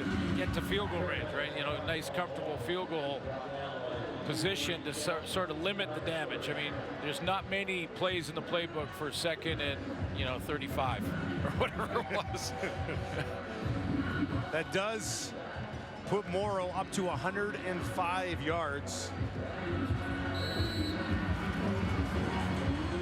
As he eclipses 100 yards in a game for the first time. Lothar to get this lead back. 41 yards straight away. And Lothar knocks that thing right down the middle. He has now hit 19 in a row. And this one, Bedvik on the hold, and it puts the Riders back on top by a deuce.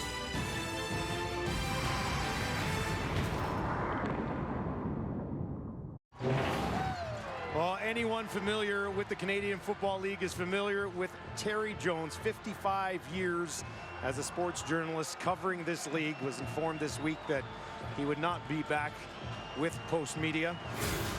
But the resume is pretty impressive. Yeah, absolutely. It's fantastic. And you look at the work that he's done, you know, and always with so much integrity when covering our game and covering the Canadian Football League.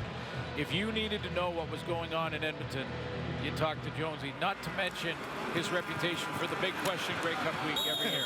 I was going to say, now something has to be decided moving forward at Grey Cup week, because he was always in charge of asking the sex question. That's what Jonesy was famous for, well, among many other things.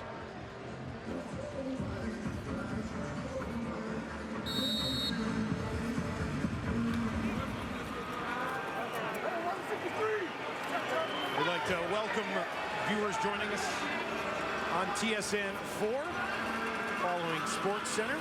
Got here in time for a good one.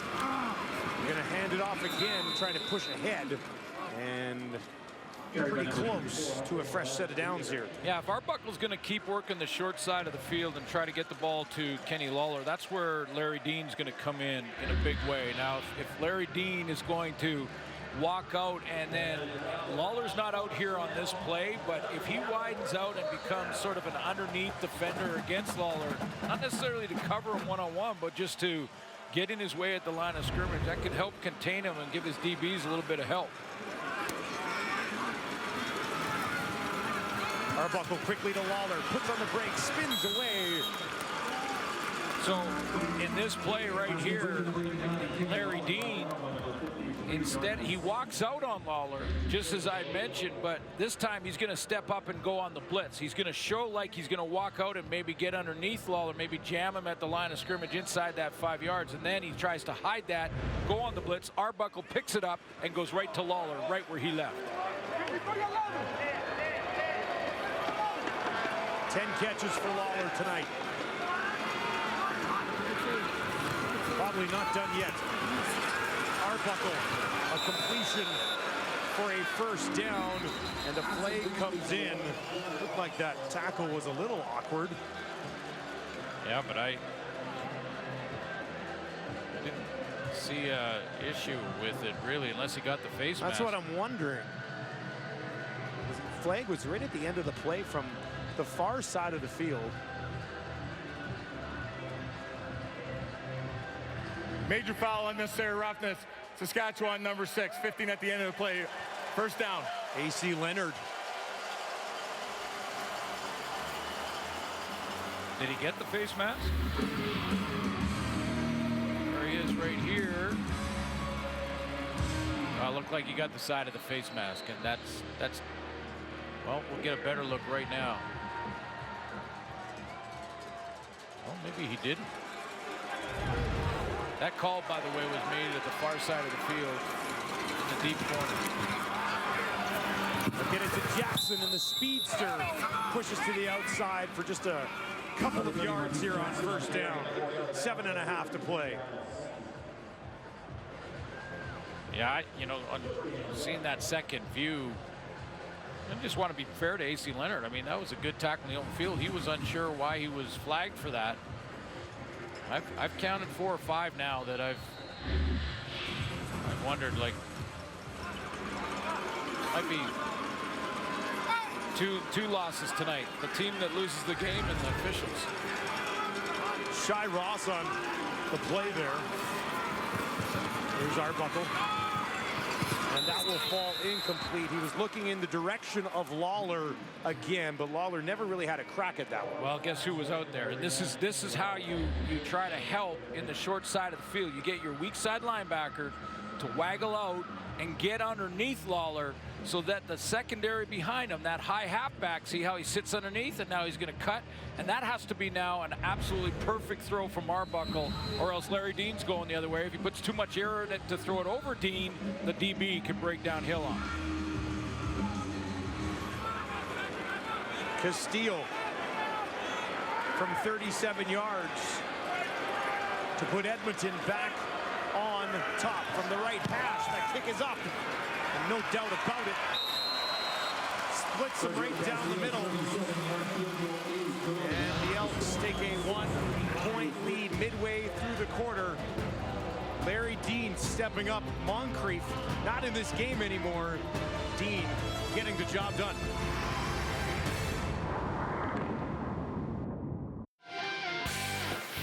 Gear up for the F1 Canadian Grand Prix tomorrow as the world's most elite drivers take to the track in Montreal racing for another Grand Prix championship. Catch the action at 12:30 Eastern, 9:30 Pacific on CTV and TSN. Some anxious and I would even say borderline unhappy watermelon in the stands here tonight. 1-point deficit to overcome. Cody Fajardo 4 of 6 for 29 yards in the second half. He was great in the second half in week 1. Dumps it off here to Morrow for a short pickup there on first down. I haven't seen Cody take off yet. No, he hasn't yet. Usually every game has 1 or 2 where bring the crowd to his feet on the ground. But week 1 he was 10 for 42. Yeah, led the team tonight. Just 10 yards on 5 carries and really nothing that was set up for him. 2nd and 7 here from his own 43. Down by a single. First down, far side. That is complete as he goes to Jacob Prawl for his 2nd catch of the game. Mac Henry was the guy who sort of spun into, and I'm not going to say it was on purpose because it was hard to tell. He was tied up with Dan Clark early in the game, and that's when Cody Fajardo's knee got hit. On this play, he gets hit after releasing the ball. Thought there may have been a penalty there, or should have been. Number 74 with that hit, taking a couple of steps after the ball was gone. Henry right back at him there again. Gets it into the hands of Evans. What a catch by Evans as he waited for it to slide in there, and then he turns momentum up the field immediately for 25 yards. Yeah, Jalen Collins and him have been in a real nice balance. Collins has got up to press position a few times on Evans. They've tried a couple of deep balls. They got one early on. That time, Collins tried to cut underneath it and make the play on the football. And if you do that, you better get it. Because if you don't get it, it goes for 25. He's going for 25 or more.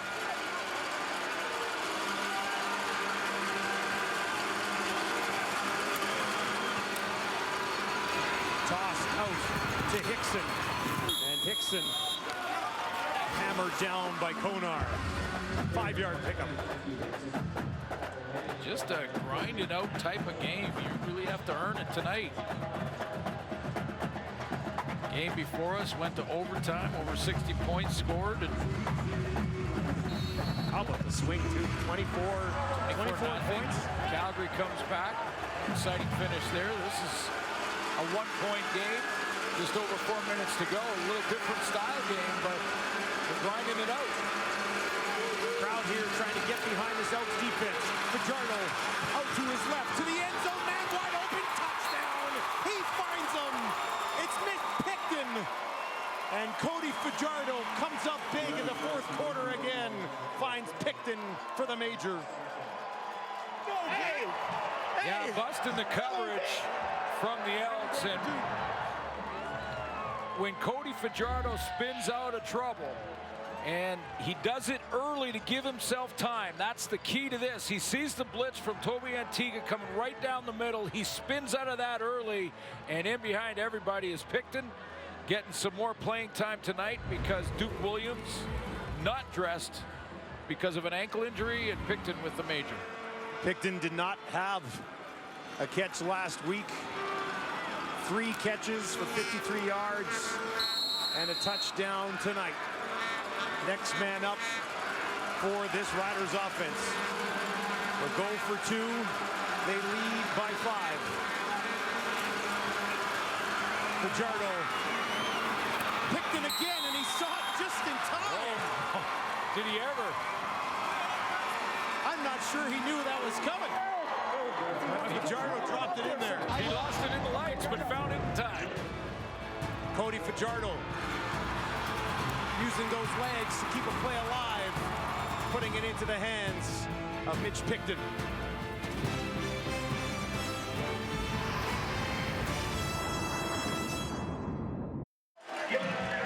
Boy, lots happening on the Mitch Picton touchdown. We'll show you how they have 4 receivers, and there's going to be a little change motion in this way. Picton's going to go down the seam, and watch how Tristan Decoux drops into a deep zone here, but gets sucked in to the seam route from Jacob Prawl. So Prawl's going down the seam. Stop it there. You see right at the top, 37's caught way inside on this one, and Picton wide open at the corner because Cody Fajardo had spun out of there and got some more time.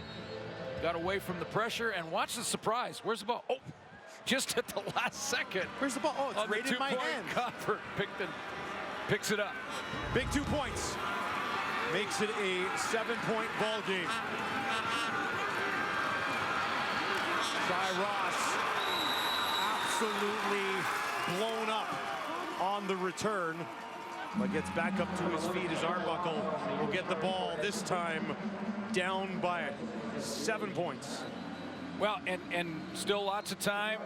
Put the drive together. You don't have to get crazy and knife it down the field a ton. You can stick with the offense. Now, the James Wilder adjustment to what Larry Dean was doing is to run weak. They're going to take a look at Shai Ross. So Larry Dean, remember when we saw him walk out and get underneath Kenny Lawler and led help to an incompletion in the passing game? Yeah. Right. So now you take the chess board and you spin it, because now it's the Elks that have to look at, okay, if they're going to do that with Larry Dean on the weak side and run him out on Lawler, then what are we going to do to beat that? We're going to get James Wilder involved, and we're going to run him weak to where that weak side linebacker has now fallen off into coverage. So we'll see if they go to that as the next pawn to King 4 move. That's one of the and then we talked about a little bit earlier some of the distraction, I guess, that Lawler provides, because they hit Hawley for a deep one, they hit Arsenault for a deep one, and it seems like they time it really well to get these other guys involved. I'm wondering what play on that sheet on the side wall there was to run weak if they're going to walk Larry Dean out. 3:40 on the clock. Arbuckle, 3 options to his left, looks to his right, goes to his right, has a completion, and that is to Kai Loxley. So Loxley is basically running that weak side under Dean. Dean drops out again. They're really trying to isolate this side. He's going to drop out and again help on Lawler. So the underneath route now gets him forced to come up and try to make the tackle in the open field. So they're really trying to continue to work that side depending on what Larry Dean does. I'll tell you, last game, Larry Dean afterwards, who, as you know, and we've talked about, had the Achilles, before training camp last year. And when you have that kind of injury, it's devastating, obviously, because you're questioning whether or not it's your career. And, you know, thank goodness that medical technology has come so far that a lot of Achilles the guys recover from. But Dean was sitting at midfield at the end of that Hamilton game, very emotional that he had made it all the way back and played his first football game after that injury. And you could just feel it for him. And so to have him back, again, an all-star linebacker, he's really a focal point right now. He's a huge piece of a linebacking core that will eventually get Tights back as well. They have Sankey, lost Moncrief tonight because of a couple of penalties, but Larry Dean, big-time difference maker for this defense.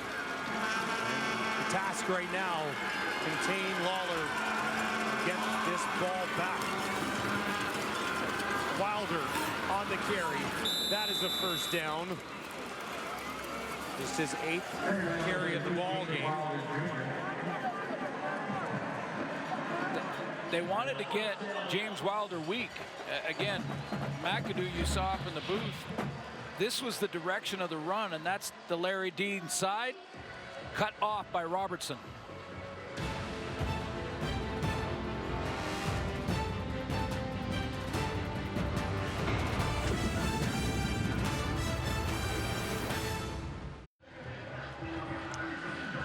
Well, we got a good finish coming up here, and the Edmonton Elks looking to pick up a win for the first time at home in 980 days. That's a long stretch. Wow, yeah. You know, and you think about the great history of this franchise and all the winning seasons and cups, and 0-7 last year. They lost 8 in a row. Yeah, here at home. Yeah, and have struggled against Saskatchewan. They have lost 5 straight going back a couple of seasons. Arbuckle looking to change that right here on this drive. 1st and 10 on his own 45, down 7. Arbuckle, a completion, and that's a good chunk on 1st down. Puts him in a nice spot as he goes back to Arsenault for 8 more. He's caught all 5 balls thrown his way this season. Now, I wouldn't do it. I don't think you do it. I think it's fun to talk about in the restaurant or establishment where you're watching the game with some buddies and stuff. But if you're down by 7 and you score a major with no time left, do you go for 2 in the win or 1 in the tie to go to overtime? That's a tough call, especially when it's been so long to deliver a victory. The crowd here at home. Arbuckle in trouble. He's hammered, and the ball pops loose, and it's scooped up. And it was Larry Dean who came across and absolutely hammered Arbuckle. And the ball laying there to be scooped up, and the Riders defense delivers in a big way. Well, you know, right when Nick Arbuckle is thinking, well, if Larry Dean continues to drop off in coverage, and he's going to stay underneath my receivers over there to the weak side, then he shouldn't be a problem from the backside and pass rush pressure. And boy, was he ever. Great call by Jason Shivers to bait him and make Arbuckle feel comfortable that Larry Dean was going to be in coverage a ton. And then that time he brought him right up to the line of scrimmage and brought him off the edge. A.C. Leonard there to make sure the Elks didn't get that one back. Let's go. Dean led all defenders in week 1 in defensive plays.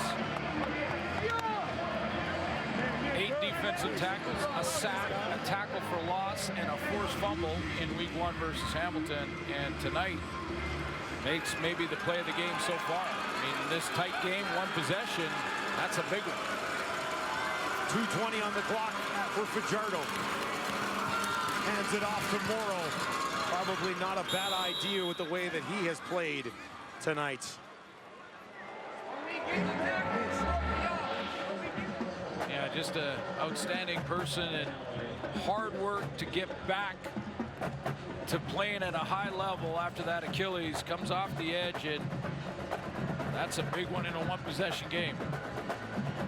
Jamal Morrow was slow to get up.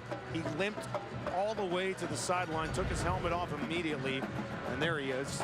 Good shot. He's down, trying to stretch out. Hickson has slid into this game for the Riders. 2nd and 5. Hickson's got 4 carries for 33 yards himself, more than capable in these types of moments. Fajardo passes it out to Hickson. He cuts it back down towards the 35, but no further. Maybe back to the line of scrimmage. Konar there to shut the door. Yeah, Frankie Hickson is gonna, you know, you can see the upside in him. I mean, it looks like there's a high ceiling here, but you know, early on, he's new in his career, he's new in the CFL, and he just wasn't patient there. I mean, he could take that, and you saw Morrow many times tonight sort of be patient, jump cut a couple of times, wait for his blocks to get set up, and then hit it. That time, it looked like Hickson was just a little impatient. Lother out here for a big 3 points. This one from 44 yards. He's made 19 in a row.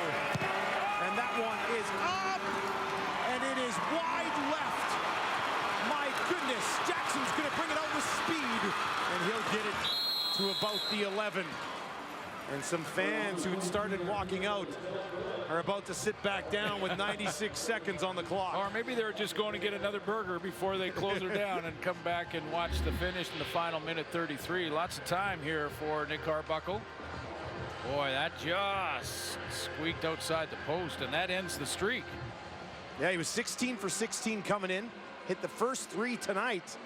And a miss is rare off the leg and off the foot of Lothar, but it does give Edmonton hope.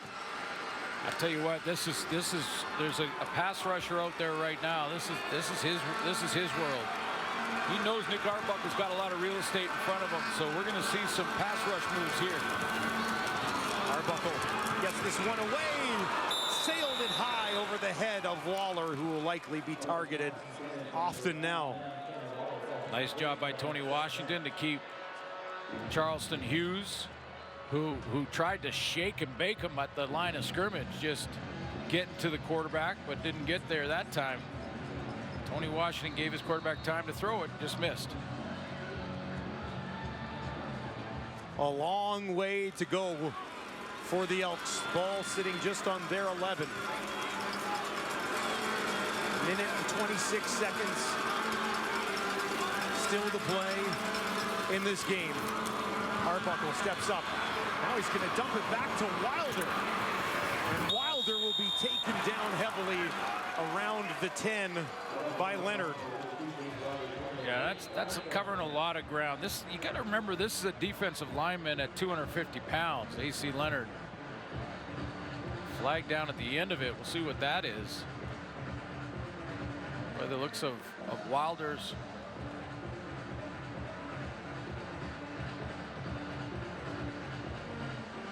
And it looks like this will go against the Riders with 80 seconds left and a 7-point lead.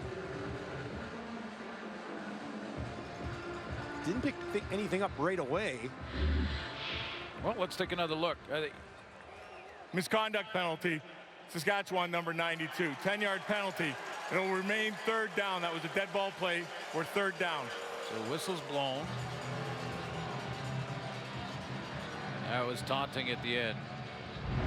He got taunted. Wilder looked up, pointed. Flag came.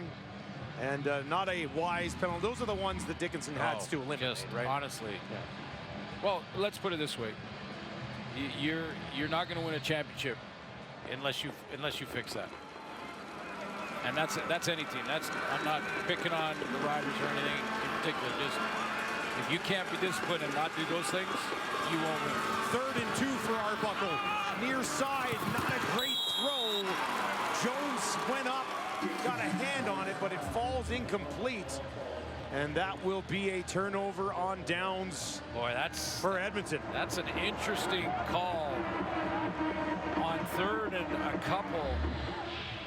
I mean, this is a precision throw. It's short side, so it's not that wide side out, but to get Jones, who's been quiet most of the night. Working against Marshall, too. Against Nick Marshall on a timing out when you need 3 yards. I don't know about that call offensively. But play made by Marshall. He was where he had to be, and 3rd down gives the ball back to his offense. And that should about do it.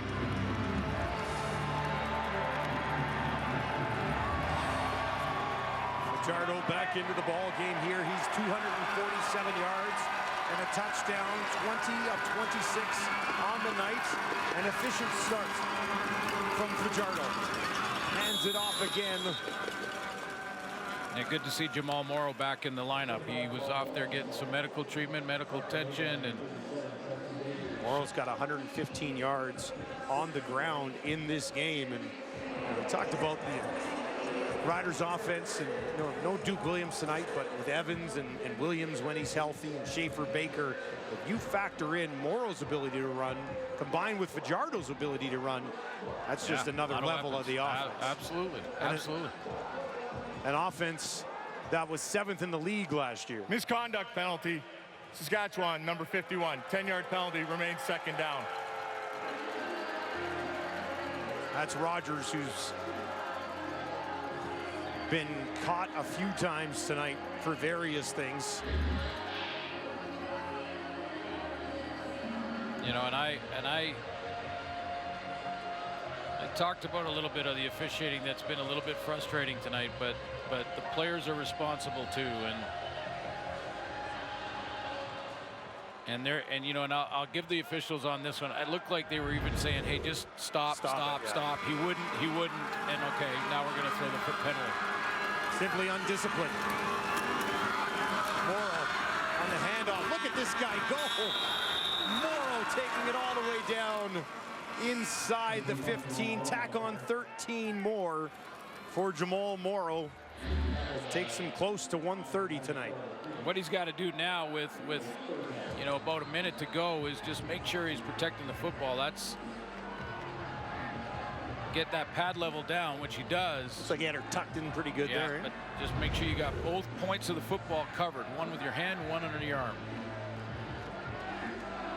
Got an injured rider down on the field. And that is Dan Clark. And they're holding that leg.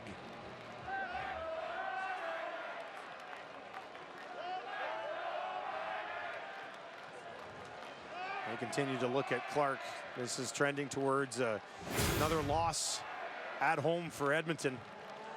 Last season, not a good one at home. First winless season at home in club history. He dated back to 2019, of course, with the lost season in there. It's an 8-game home losing streak. Yeah, and I mentioned the 5 games lost in a row in a couple seasons to the Riders, and in that span, the Edmonton football team has gone with 4 different quarterbacks. Yeah. And you know, and when you're inconsistent at that position, and you really haven't settled in on a guy, and Arbuckle's gone wire to wire tonight, but you can't settle in a guy. You don't have a Cody Fajardo, you don't have a Bo Levi Mitchell or Dane Evans. That's where the inconsistency happens. That's where it's tough to, you know, for your entire team to trust and believe you can do it. And Arbuckle's got to earn the confidence of his group. They were in on Jeremiah Mazzoli before he decided to sign in Ottawa. Yeah, this isn't a good one this is a bad one for Dan Clark. I mean, this doesn't look great for him because he gets rolled on. There was a Edmonton D lineman that was trying to tackle Morrow. He's engaged here, so there's all kinds of torque. He's driving up the field, 60-70. You see how he gets thrown in there, trying to dive for it, and rolls on the back of his legs. Just to the to the left of your screen there. That was. And that is what they've been looking for. They just brought the cart out here for Clark. I thought for a second there, he looked like he tried to wave it off. And they said, no, we're going to get it and take you out here properly. Tough as nails, that guy. And of course, his quarterback will come out and give him a pat on the shoulder. Hope for a speedy recovery for Dan Clark. 10-year guy with the Riders. He's an all-star back in 2019. Wasn't long ago he was driving back from speaking engagement and went off the road. His car rolled 7 times. He was thrown through the seatbelt, through the front window of the car, rolled and smashed into the rock, and the rock lost. He recovered from all of that and was back in training camp about a month and a half later. That's so you're not surprised to see the thumbs up? Not at all, and hope for a speedy recovery for Dan Clark. Obviously not happy. One of the best guys in the league to deal with. Tough scene seeing him taken off late in this game. And Cody Fajardo and the Riders will look to finish this thing off for him. Yeah, it's tough because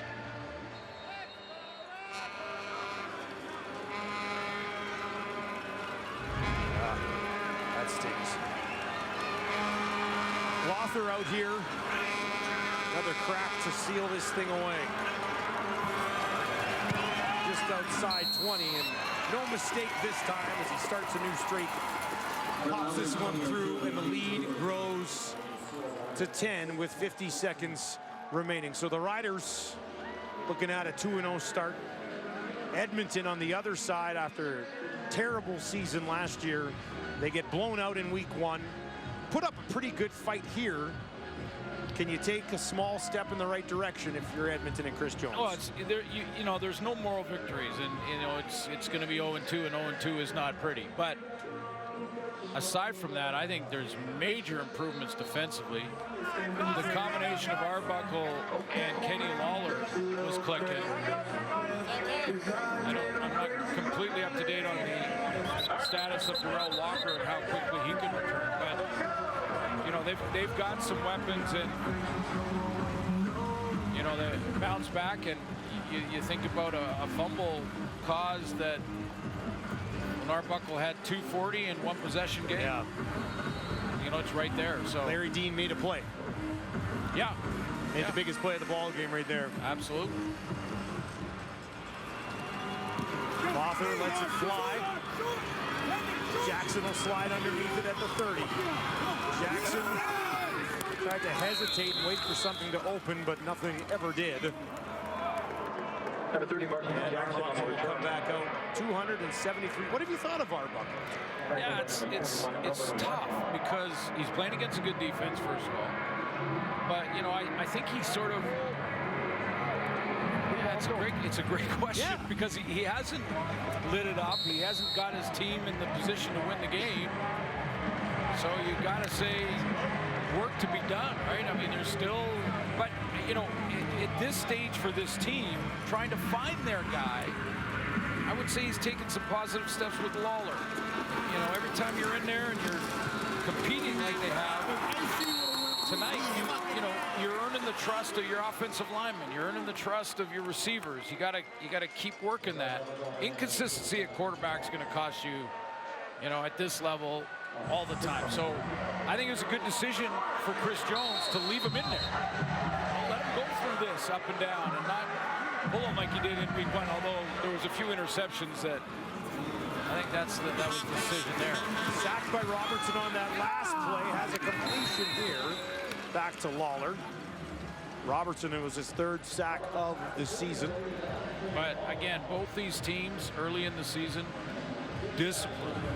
They have got to become more disciplined. Some of those calls today didn't like.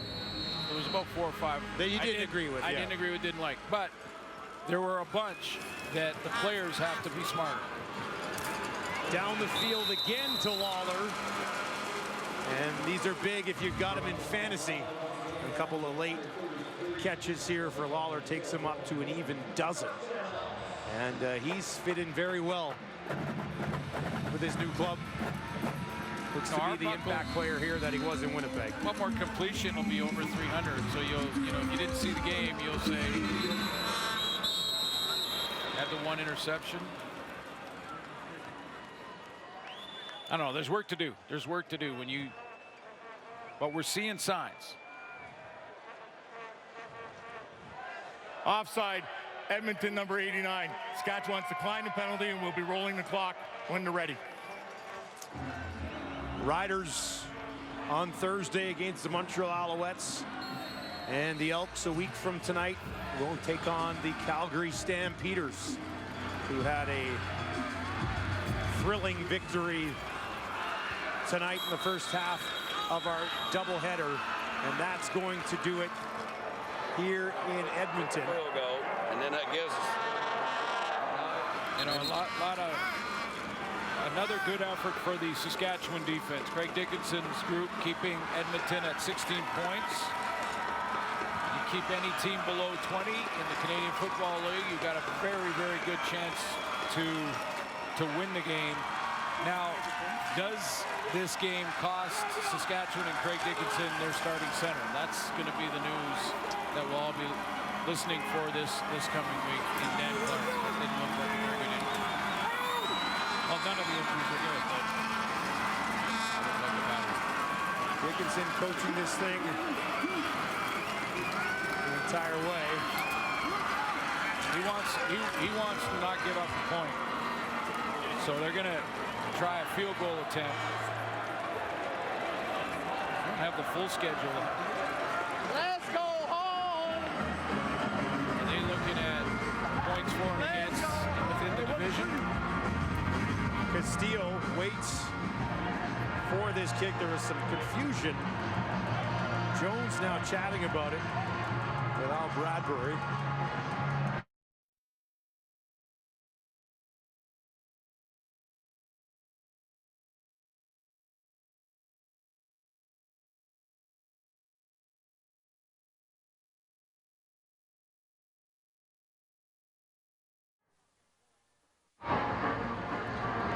going to toss some time back up here. We're hearing it'll be 6 seconds. That'll be added.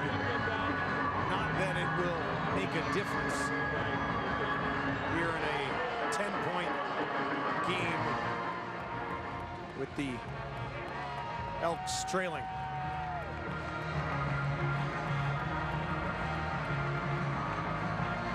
Looked like Dickinson chatting there with the official they've got on each sideline to deal with communication. Try to deal with a little bit of confusion, but another big game for Larry Dean. 7 tackles.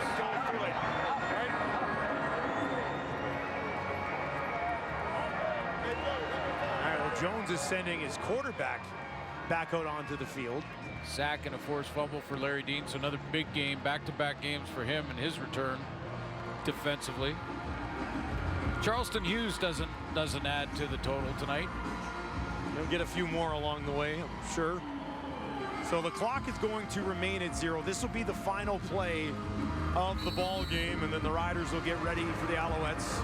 And Chris Jones will go back to the drawing board. Better this week than it was in week 1, but week 1 was a disaster. One more play for Arbuckle.